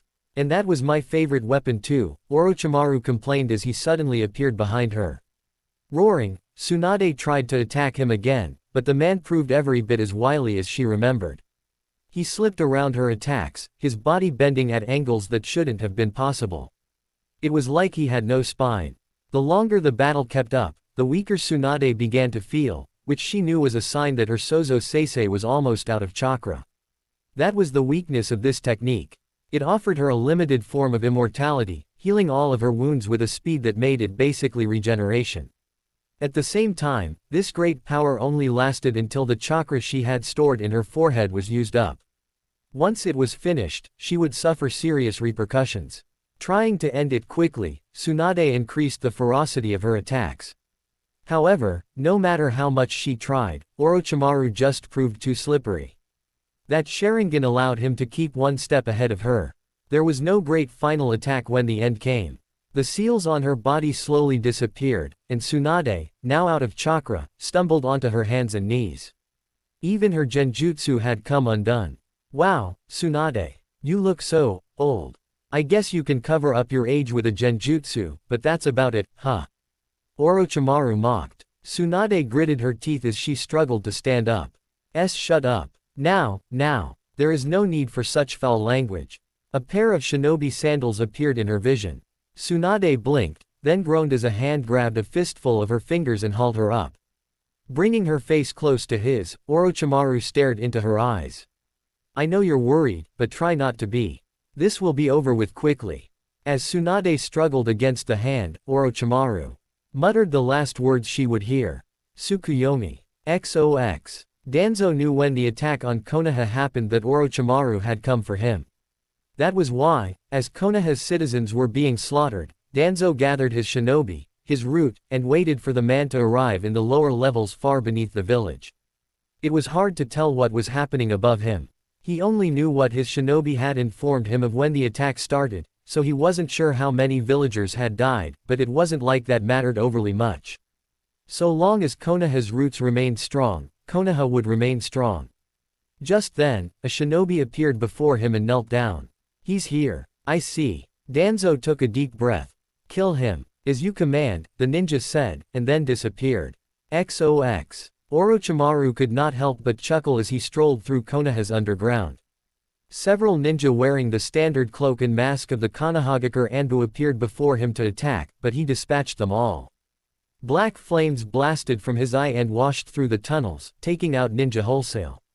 Without even glancing at the charred corpses, he continued on. These tunnels all looked the same, and anyone who had never explored them would have undoubtedly gotten lost, but Orochimaru knew these tunnels quite well. He took seemingly random turns, traveled down flights of stairs, and went through numerous doors. The members of Root blocked his path at every turn. He had to hand it to Danzo, his men were quite talented. They relied on all sorts of nasty tricks, from ambushes to the use of poisons and poisonous animals.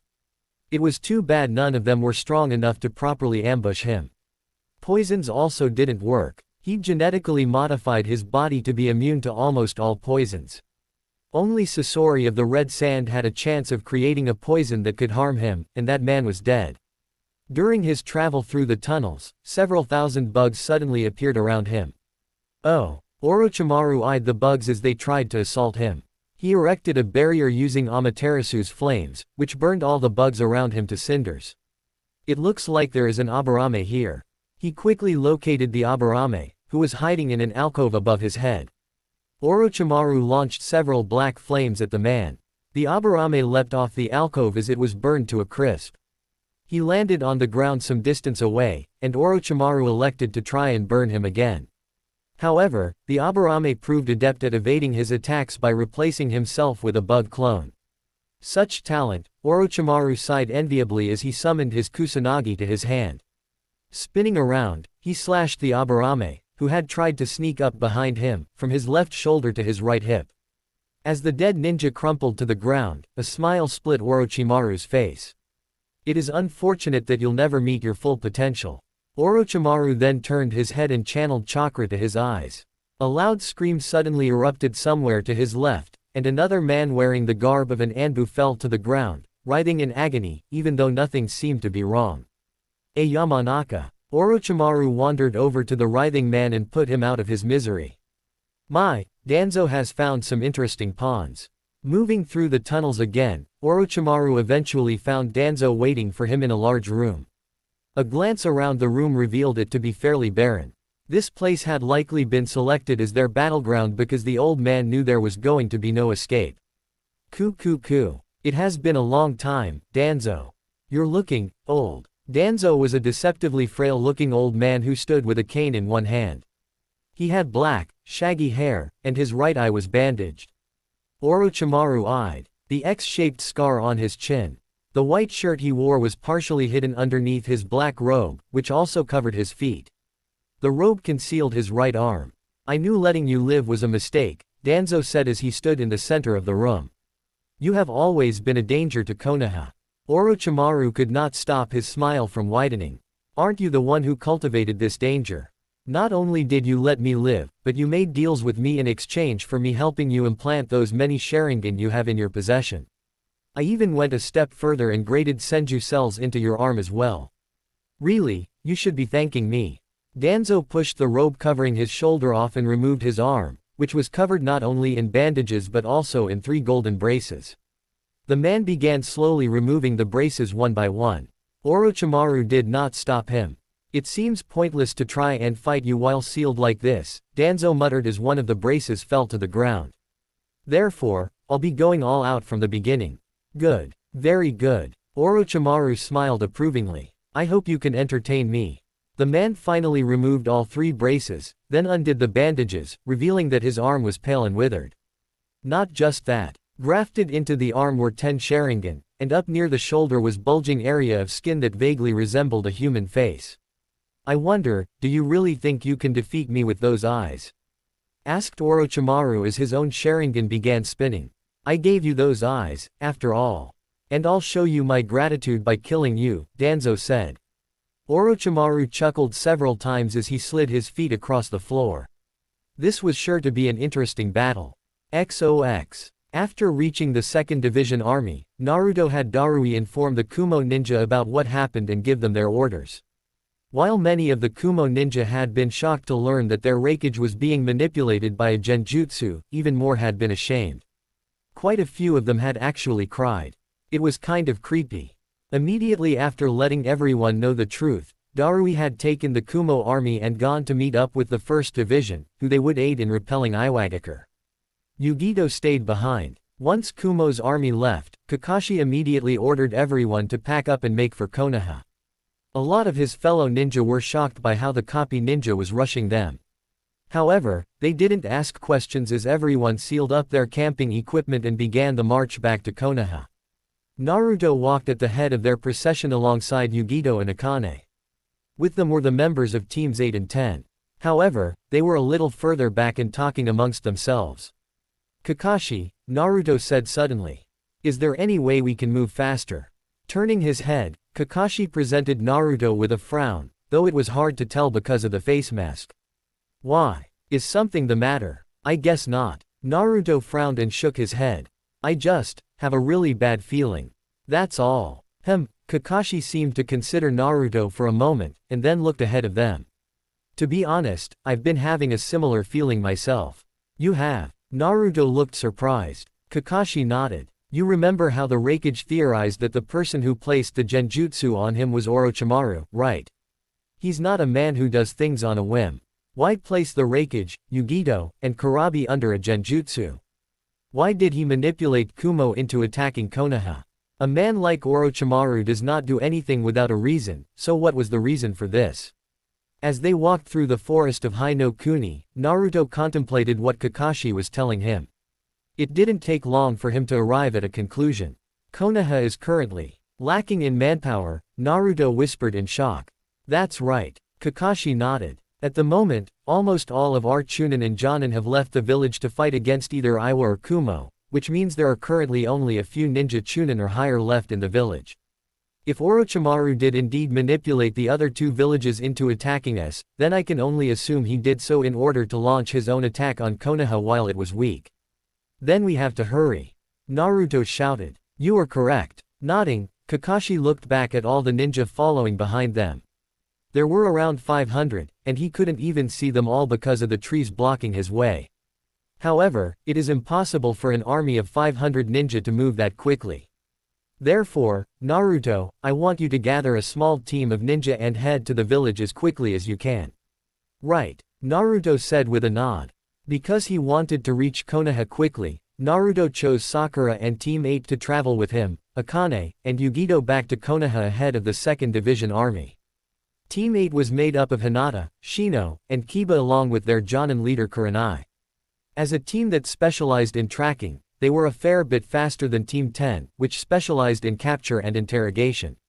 With Team 8 in tow, Naruto quickly did his best to blitz through the forest. However, even though Team 8 had more stamina than Team 10, and they were faster, the squadron still had trouble keeping up with Naruto's hellacious pace. So did Sakura. The only ones who could keep up with him were Yugito and Akane. As a Jinchuriki and a powerful being of mass destruction, the two women had the same insane stamina as him. Naruto, can't we slow down a little? Sakura asked, rasping as the group darted through the trees. While Sakura was barely managing to keep up with him, Shino, Kiba, Hinata, and Kurenai were lagging behind. I don't think we can keep this up. Naruto glanced back at the others to see what she meant, and when he noticed how far behind the other four were, he sighed and agreed to stop. We'll take a 1-hour break, he determined. However, we can't afford to waste any more time than that. Sakura gave him a tumultuous smile as though lamenting how they'd only been given 1 hour to rest. That said, she plopped herself on the ground without a second thought and quickly brought a flask of water to her parched mouth. When the others caught up, Naruto told them the same thing. They would have 1 hour. While Kiba had loudly complained about how 1 hour was not nearly enough, Naruto silenced him with a swift glare. With only 1 hour to rest, the group quickly sat down and did whatever they could to replenish their energy, eating rations, drinking water, and resting their weary legs. They had been running non-stop for several hours, at a pace that was essentially an all-out sprint. Even though they were Chunin, none of them had the stamina for that kind of torment. Even Kurenai, a Jonin, was sweating profusely as she sat with her back against a tree. That damn Naruto, Kiba grumbled. Why is he having us push ourselves so hard? You know why. Kurenai admonished the boy with a stern look. While there's no evidence, given the situation and everything that has happened, there's a strong possibility that Konoha may be under attack right now. I know that. Kiba scowled. But even if we head there as quickly as we can, what good could we do if all of us are exhausted? All I'm saying is that we should be in peak physical condition on the off chance that Konoha really is in danger. I agree, Shino said, his sunglasses glinting in the light. Let us say that we did proceed to Konoha with all due haste, only to arrive and discover that Konoha is under siege. We would not be able to defend the village if we are tired. That is true, Hinata added. However, I think Naruto-kun is thinking about what would happen if we are too late. Probably, but I still say we need to be at least rested enough to battle, Shino said. Well, I don't disagree, but I think we all need to remember that Naruto is grown up now, Sakura said. He's doing his best to become a good shinobi who puts his village first. Right now, there is a chance that village is under threat, so of course he's going to become a little, taciturn. Whatever you say, Sakura, Kiba muttered as Akamaru barked several times. Naruto listened to the conversation happening several meters behind him. He sighed as he leaned against a tree, his arms crossed as he stared through the trees like he could see Konoha from there. He couldn't. Konoha was still nearly 100 kilometers out, but he gazed in the direction of the village anyway. Standing beside him were Akane and Yugito. Both of them were silent as they glanced him in what he guessed was concern. Perhaps they understood how he felt and were being respectful by not trying to engage him in conversation. Once the 1 hour period was up, the group moved off again. Their pace was no less furious than the previous one that Naruto had set. Perhaps because they were moving so fast, the group needed to take one more break before they reached Konoha, and when they finally did arrive, the group of ninja could only stare in horror at what they saw. This is, oh, no. Smoke could be seen rising from behind Konoha's wall, large billowing clouds in numerous locations. Anyone with half a brain could tell this was from a fire. Naruto did not wait for the others as he rushed up toward the gate. He ignored their shouts, broke onto the main road, and gawked at the now destroyed gates of Konoha. It looked like someone or something had smashed its way through. The gates were not just destroyed. The wall around where the gates were also completely gone. It looked like someone had used a summon to wreck the gate. Stepping past the entrance, Naruto could not stop the blood that drained from his face. Everywhere he looked were scenes of incredible violence. Corpses littered the streets. Some of them were ninja, but there were also a lot of civilians. A young man in his early 20s lay staring sightlessly at the sky. A young mother and her child were sprawled across the ground, the mother hugging the child to her chest. It looked like she had tried to protect her son. Both were dead. The other Konoha ninja plus Akane and Yugito stepped past the gate as well. The looks on their faces were almost the same as his. Kiba had paled, Hinata was staring in wide-eyed horror, and Kurenai was gaping at the pointless destruction. The only one whose expression Naruto couldn't see was Shino, but he didn't doubt that the Aburame had a similar expression to his friends. This is horrible, Sakura muttered as he looked at the village with wide eyes. No one said anything, but everyone agreed.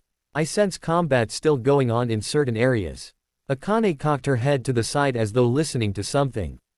It seems whoever is attacking is still fighting. Let's split up, Naruto said at last. Help everyone you can and bring the injured to the hospital. Sakura, I want you to find Shizune and help her in any way you can. Alright, you all know what to do, Naruto said to everyone. Our village needs us, so let's do what we can. No one said anything, but everyone agreed with him, and so it wasn't long after he finished speaking that they split up. Sakura disappeared on her own, Team 8 vanished together after taking to the roofs, and Akane said she'd do what she could to help out before also running off. The only one who stayed with him was Yugito, and that's because she was a Kumo ninja. He didn't think Konoha was aware that they were no longer fighting. Let's go, Naruto said. I'm right behind you, Yugito told him. The two of them rushed through the village with the same speed as the others. Naruto used his enhanced hearing to track down the sounds of combat, then he and Yugito would fight against whatever enemies they came upon. Over there, Yugito pointed at something to his left. Naruto turned his head. A young genin was running through the streets as several ninja from another village chased after him. Naruto didn't recognize him, but this genin couldn't have been much older than Konohamaru. The ninja chasing after the genin wore black face masks that covered everything except their eyes. A silver headband flashed with the color of a musical note on their heads. The scarf wrapped around their necks was made in a camouflage pattern. Meanwhile, they wore light gray tunics, black long-sleeved shirts and pants, and shinobi sandals. An obi was tied around their waist. Oto ninja. Narrowing his eyes, Naruto tapped his foot against the ground and suddenly disappeared. He reappeared between the three ninja and the genin they were hounding. The three ninja abruptly stopped upon seeing his appearance. Yugito, who had taken off her headband at his suggestion, appeared near the young boy. Who the hell are you? Asked one of the ninja. Naruto didn't answer. He suddenly disappeared in a burst of speed as he dashed across the ground. A swirling blue ball of chakra appeared in his left hand, which he thrust out the moment he reached the ninja. Rasengan. A loud tearing sound echoed all around them as his jutsu tore through the clothes and flesh of the person before him. The Oto ninja let out an agonized scream, but that was quickly cut off when the man was blasted away. He struck the ground, rolled, and then came to a stop. Why you bastard? One of the Oto ninja shouted as she turned toward Naruto to attack. The flash of a kunai appeared in her hand as she tried to impale him. Naruto wove around the kunai, took a step forward, and slammed a fist into her throat. As the kunoichi gagged, he spun around and made a slashing motion at the ninja to his right. The man who had been getting ready to attack him suddenly froze. Not even a second later, blood spurted from his chest as the wind blade tore into him. By this point, the woman had recovered, but Naruto rotated on his left foot, raised his right foot, and launched a powerful kick into the woman's neck. There was a loud cracking noise that issued from her neck. The kunoichi fell forward, hitting the ground with her knees, and then pitching forward to lie on her face. With the three ninja dead, Naruto turned to the petrified genin. Are you okay, kid? He asked. The genin's eyes widened. You're Naruto. Naruto nodded but didn't pay attention to the hero worship in the kid's voice. Where is your team? Immediately after Naruto mentioned the boy's team, the genin became silent. He looked down at the ground. Several sniffles issued from his mouth as tears began leaking out of his eyes.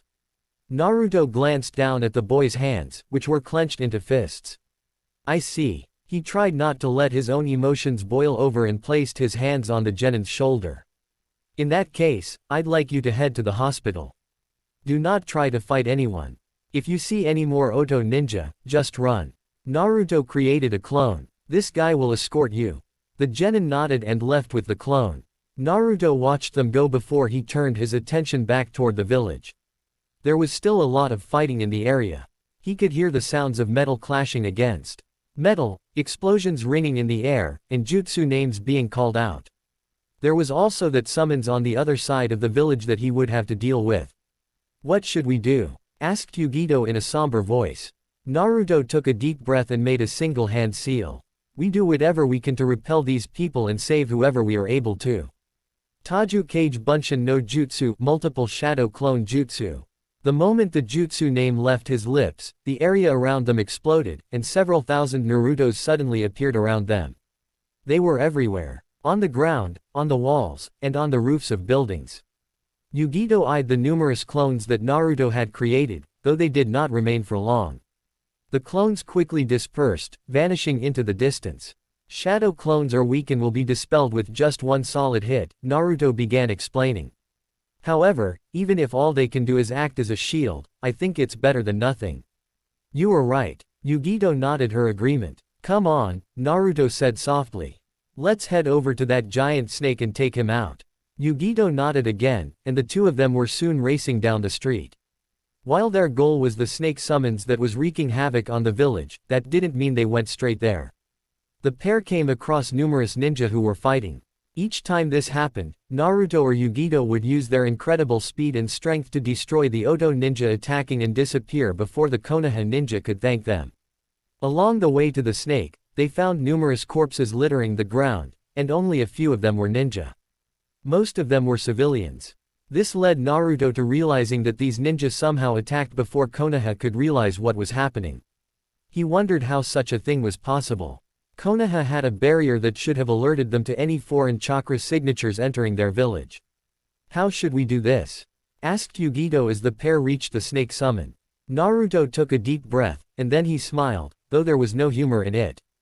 Just watch for now. I'll take this thing out. Perhaps Yugito sensed the frustration in Naruto's voice. She didn't argue with him and stepped back. Turning his attention from her to the snake, Naruto bent his knees, channeled his chakra, and burst forward like a cannon being fired off. He practically soared through the air as he reached the snake in record time. Flipping around, Naruto delivered a crushing blow to the snake's side. His attack was so powerful that the massive creature fell to the ground while releasing an ear-splitting shriek.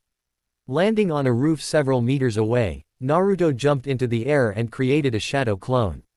As he and the clone descended to the ground, Naruto created a Rasengan in one hand and had the clone infuse its chakra into the technique. The small sphere about the size of his palm soon grew increasingly large, until it was about twice the size of his head. Then he finished his fall and stuck out his hand.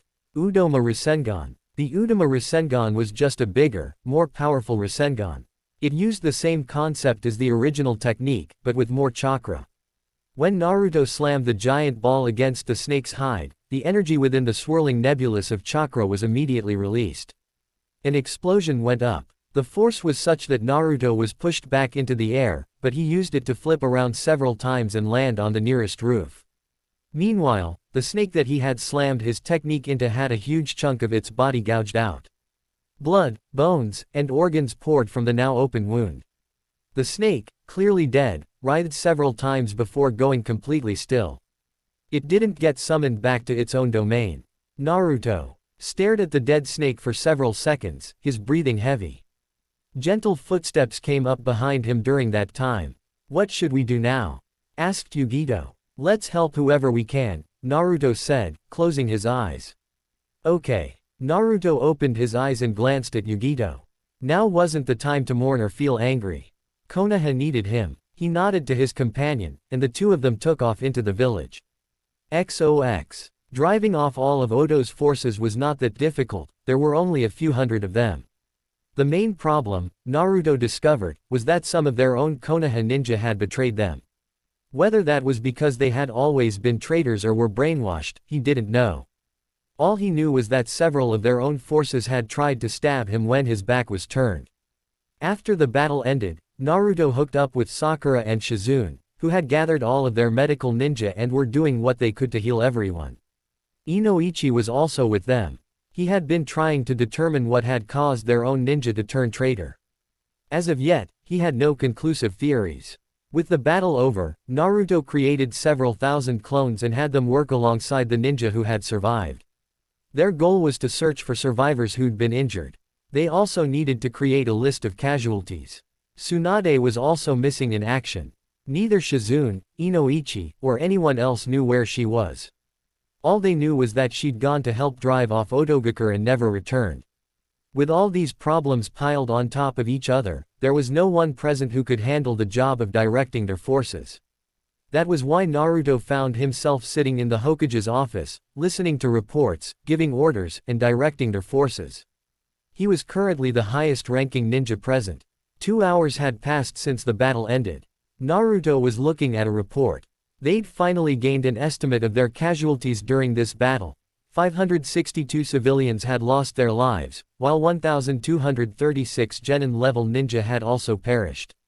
That was a huge number. Their Genin forces had been practically cut in half.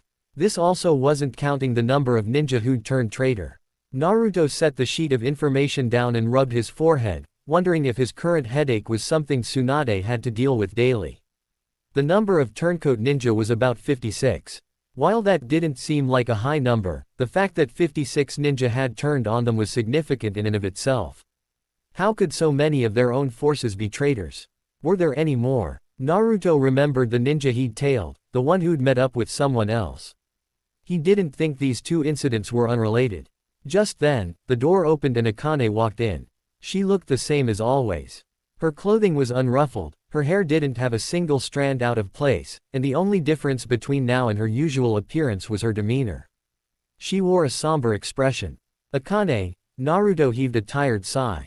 Is something up? Nodding just once, Akane said, they've found Tsunade, but, she trailed off, shook her head, and then continued. It isn't good. Standing to his feet, Naruto created a clone to take over his work and walked up to the redhead. He gazed into her eyes for a moment. Then, making a gesture, he said, lead the way please. Taking him by the hand, Akane led him out of the Hokage's office. The damage done to Konoha was mostly cosmetic, which Naruto had noticed more clearly after sitting behind the Hokage's desk. Outside of the area where the snake summons had wreaked havoc, most of the city was still intact, and none of the buildings would need more than a few basic repairs. That would have been a silver lining, but the number of dead far outweighed this small miracle. Akane brought Naruto to the hospital. It was a frantic mess inside. All of the nurses, doctors, and medical ninja were rushing around trying to heal patients. Even the waiting room was being used. According to a report, the number of injured far outstripped the number of beds available. As he walked through the waiting room, Naruto saw all kinds of injuries. Some people were holding their bleeding faces, a number of children had their heads wrapped in blood-stained bandages, and quite a few people were screaming out as the doctors and nurses tried to fix broken bones or stitch up huge gashes on their bodies. It was enough to make him sick. His hand tightly clenched Akane's. If the Biju minded his actions, she didn't say anything, allowing him to fiercely hold her hand as she led him into a hallway. They soon stopped at a door far from everywhere else. Naruto already knew what lay beyond this door. After taking a breath to steady himself, he pushed the door open. What lay on the other side was a clean room with a large bed resting against the far wall. An IV stood next to the bed. Several people were already present when he entered, Shizune and Sakura, who looked at him the moment he and Akane stepped inside. As he glanced past them and at the bed, Naruto thought his heart might freeze. Lying on the bed was Tsunade. However, he hardly recognized her.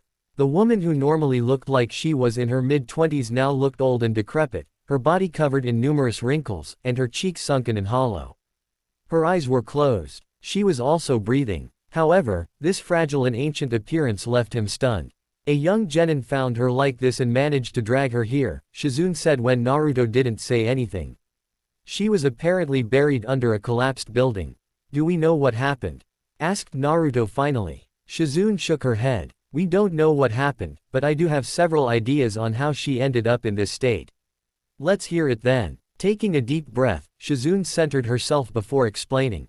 I believe she confronted Orochimaru. Notice how the diamond-shaped symbol on her forehead is gone. That symbol is the Byakugo no In, a powerful seal which is reputed to be the pinnacle of chakra control. By storing a vast amount of chakra over an extended period of time into her forehead, Tsunade was able to create this seal. With it, Tsunade is able to perform techniques without any wasted energy, and when released, the stored chakra is unleashed into their body. This greatly amplifies the power of Tsunade's techniques.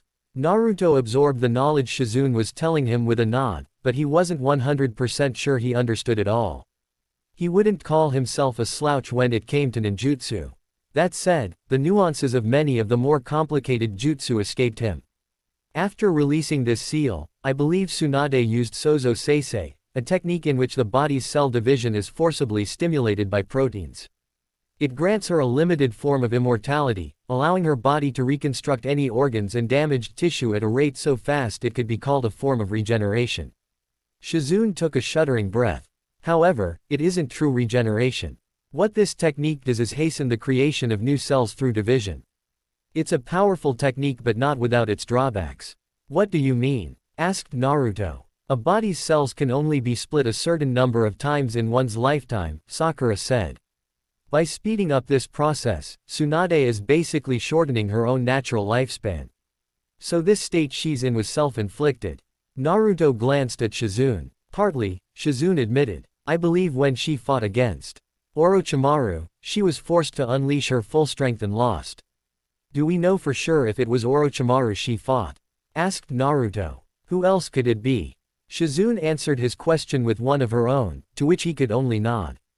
It was true. There weren't that many people who could force Tsunade to this state. Of them, Orochimaru was the most likely candidate. Will she wake up? Asked Naruto. At his next question, Shizune and Sakura glanced at each other and remained silent, as though unsure of how to answer. Naruto frowned at them. She should, eventually, Shizune said, choosing each word with care. However, we have no idea how long that might take, and we don't really know what happened to her. From the residual chakra in her body, it looks like she was placed under a powerful genjutsu, but we can't figure out anything more than that. Naruto didn't like the sound of that. He spoke to the pair of medical ninja for a little bit longer, asking them to take care of Tsunade, and then he left with Akane in tow. As he was heading back to the Hokage's office to relieve his shadow clone, Naruto paused when he caught sight of Yugito surrounded by a group of genin. He didn't know what was going on at first. However, as he got closer, his ears twitched as he heard the group speak. What the hell are you doing here? You damn bitch. This is all your fault. Kumo betrayed Konoha. Go back to where you came from. Twitching several times as he listened to these ignorant fools, Naruto was 5 seconds from going over there and beating the snot out of those genin, all of whom were adults that never managed to pass the Chunin exams. However, before he could even take a single step forward, Yugito bowed her head. You were right, she said. Because we allowed ourselves to be manipulated by Orochimaru, Konoha was left vulnerable. Words cannot express how sorry I am. The genin didn't seem to know how they should respond. They glanced at each other, their expressions unsure. It seemed they couldn't deal with someone who was admitting to her faults and apologizing. Just don't let it happen again, one of them said before the group marched off. Seeing them disappear into the village, Naruto and Akane wandered over to Yugito, who was watching the group leave with a complicated expression on her face. You handled yourself pretty well, Akane said. Had it been me, I would have killed them. Yugito glanced at Akane, then at Naruto, before looking back at where the genin had vanished. Her shoulders sagged as though a weight was pushing down on them. She sighed. They aren't wrong, she said in a soft, quiet voice. This really is Kumo's fault. We allowed that man to sneak into our village, cast a genjutsu over us, and force us to attack Konoha. We should have been more vigilant. Naruto understood where she was coming from, and a part of him couldn't necessarily disagree. There was some truth to her words. At the same time, there's no way you could have known what Orochimaru was plotting, Naruto said.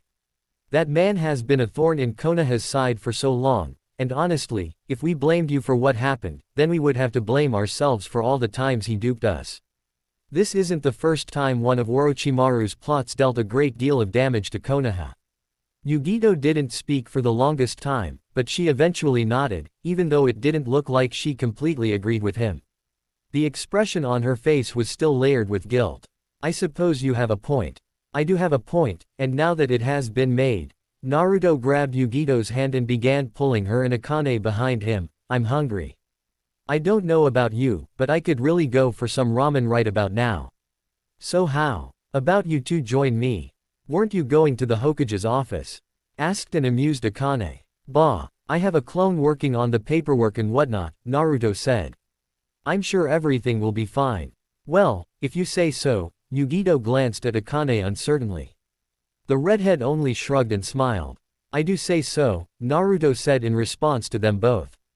Now come on. XOX. Konoha's second division returned less than a day after Naruto and his small squadron did. Already knowing that everyone needed to be informed of the situation, he called a meeting with the members of the 2nd Division's squad leaders. Aside from Kakashi, that meant Kurenai, Asuma, Aoba, and 38 other Jonin he didn't know the names of. They were currently crowding inside of the Hokage's office. Naruto, having been acting as the provisional Hokage until Tsunade woke up, sat behind the desk. At the beginning of this meeting, it had been clear that all of them were incredibly confused as to why Naruto was sitting behind the Hokage's desk. However, as he explained the situation to them, the confused expressions were replaced with shock, and then anger. So we were once again attacked by that damn Orochimaru. One of the Jonin scowled and clenched her fists. He vaguely recognized the woman's wild hair and triangle-shaped markings on her face. She was Kiba's mom. What was her name? Sume. It's obvious now that Orochimaru instigated Iwa and Kumo into attacking us, so we'd have no choice but to meet their attacks with our own forces, Kakashi said. I have to admit, it was a cunning plan. He forced us to meet two separate armies, not only dividing our forces, but forcing us to leave only a token force in Konoha, and then he attacked with only a small force of his own and dealt a lot of damage. Speaking of damage, I received a report from Inoichi a little while ago, Naruto said. It seems a man named Danzo was killed during the attack. From what Inoichi has told me, this Danzo was in charge of a defunct Anbu unit called Root. According to the report, Danzo was found underneath Konoha alongside nearly 200 ninja. The ninja present began murmuring. I believe the reason Orochimaru attacked Konoha was actually to dispose of Danzo. But why would he do that?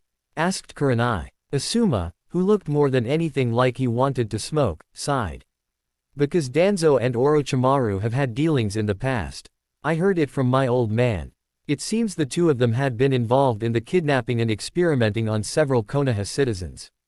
However, at some point, Danzo felt like Orochimaru was becoming too dangerous and tried to have him killed. I believe Orochimaru decided to kill Danzo in order to tie up this loose end. Naruto actually had not known anything about this, but it didn't really matter in the end. This was just an interesting bit of extra information.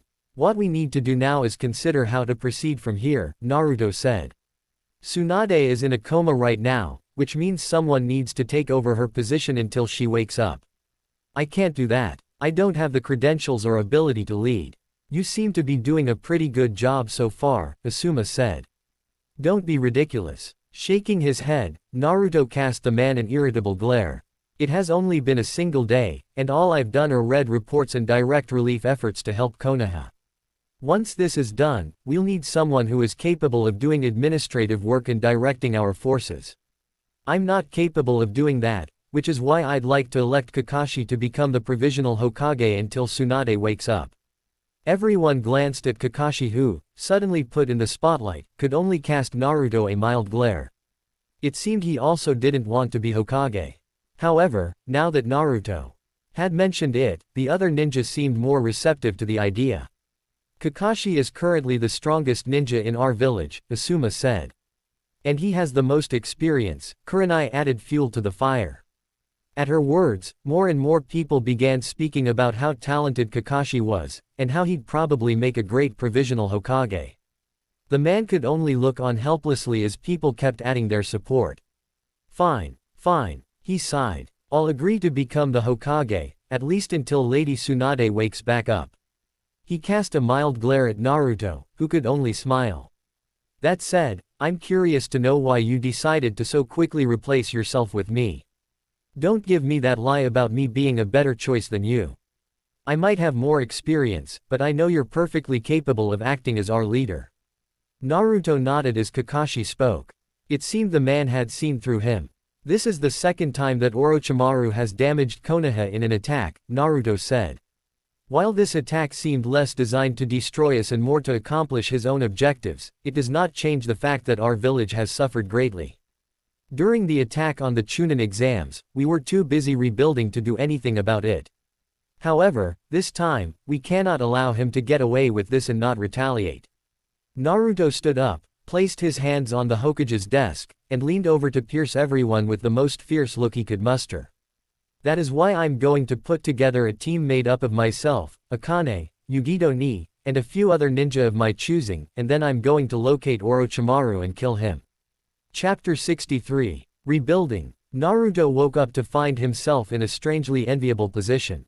With a soft pillow against his head, he craned his neck to the left and looked at the blonde woman whose hair, normally done in a series of 4 braided ponytails, slept soundly against his shoulder.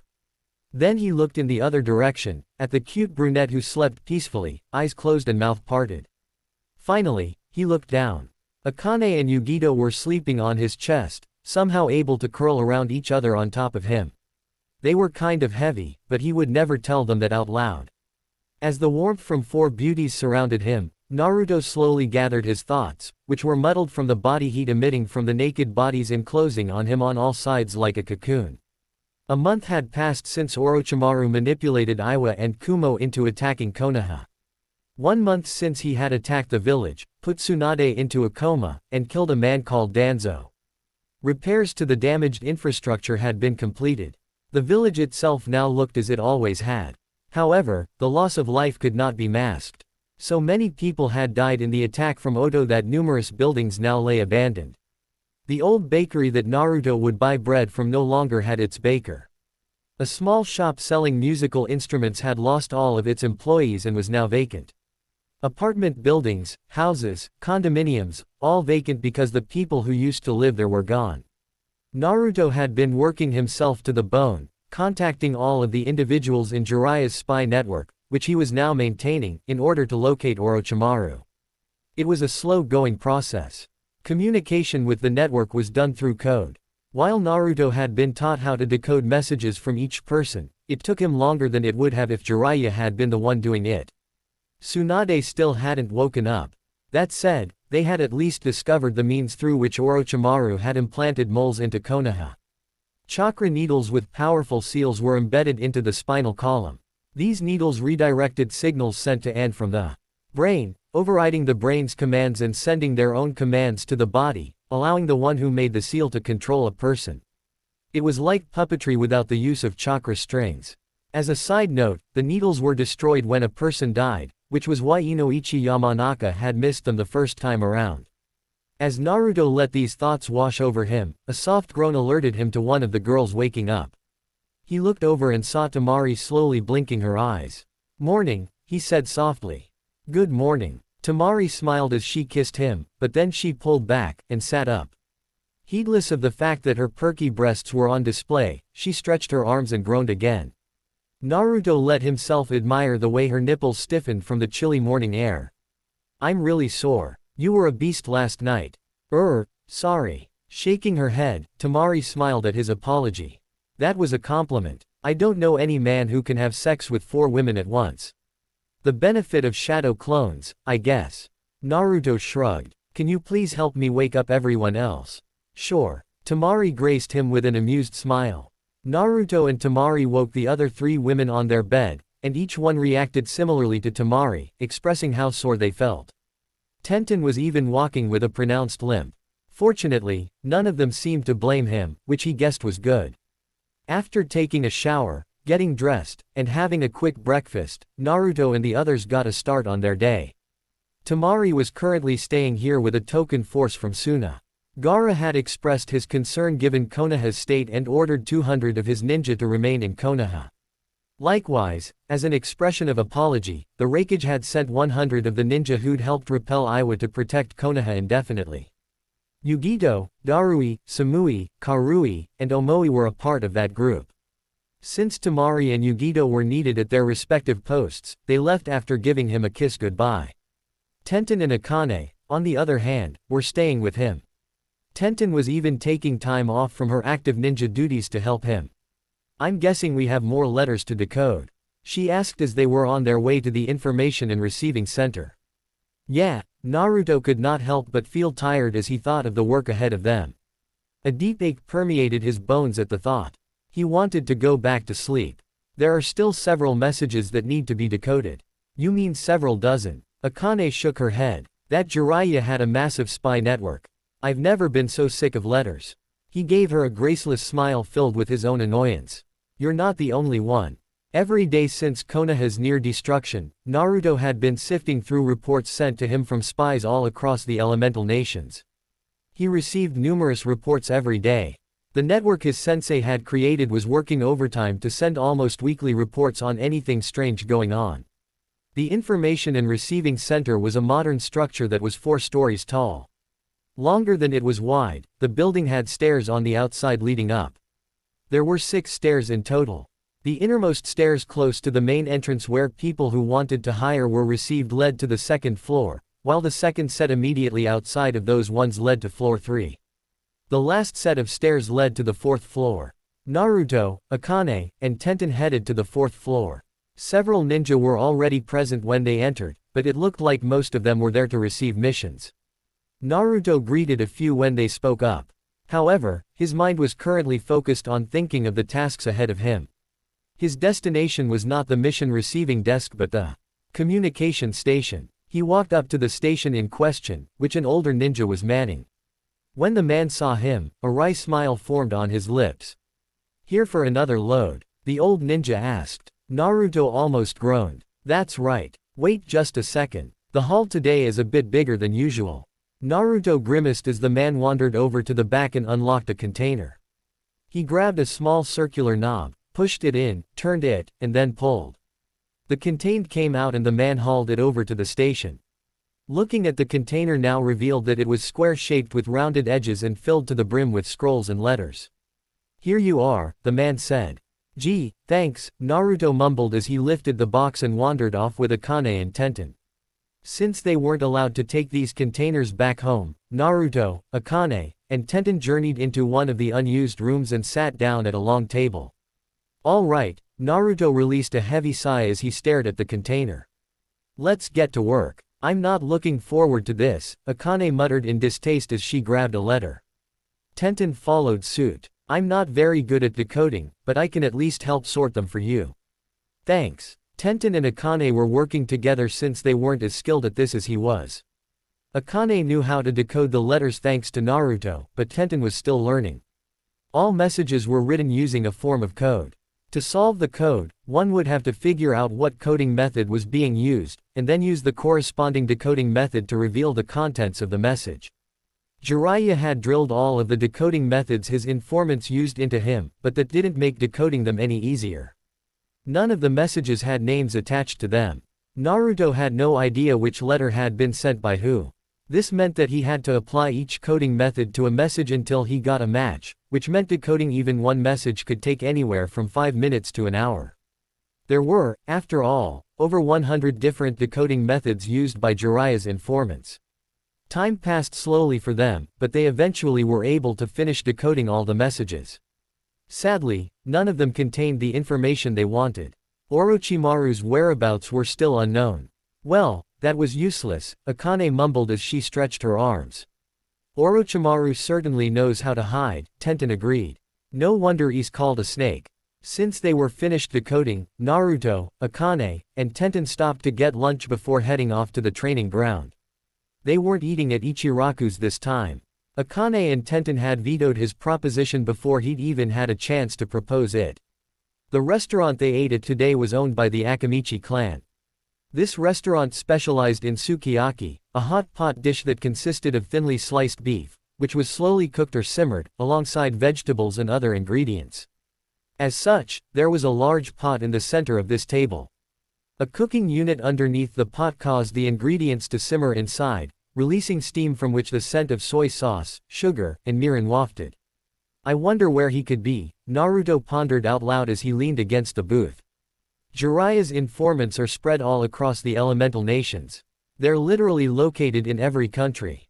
Surely with all these people, one of them would be able to find information on such a powerful individual. It looks like Orochimaru has abandoned a lot of his bases, though, Akane pointed out. We've already ransacked several and found nothing. While Akane said, she was really talking about the Anbu. After discovering the location of several bases used by Orochimaru, Kakashi had sent out a team of Anbu to infiltrate 16 bases that had been discovered by Jiraiya's informants.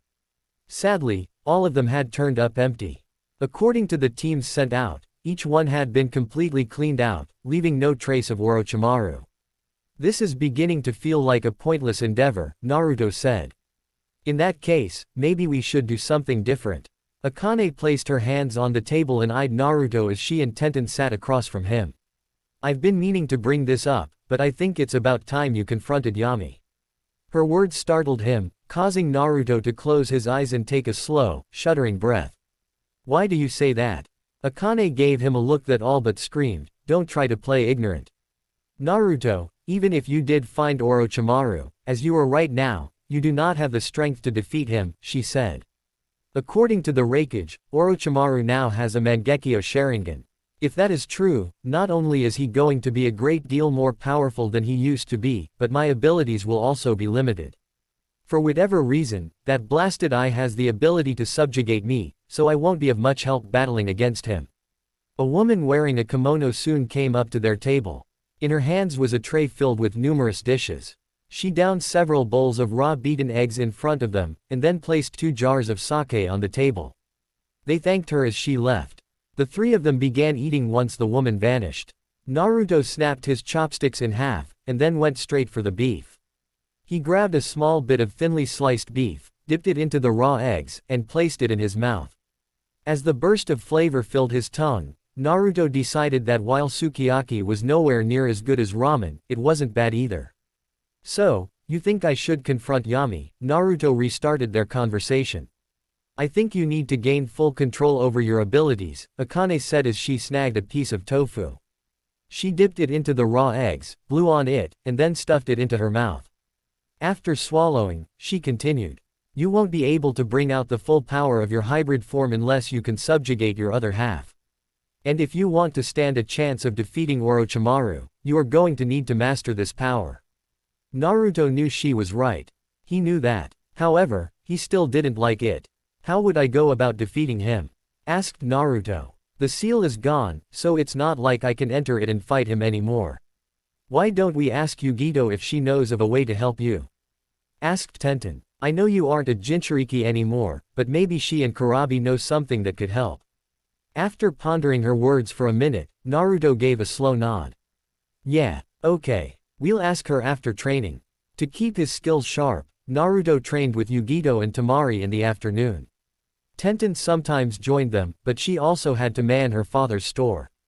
Akane never joined them. He'd asked her why she didn't train once, and she said there was no need to since she already had perfect control over her powers. She would simply sit underneath the tree and watch. Training often consisted of Temari and Yugito teaming up to fight him.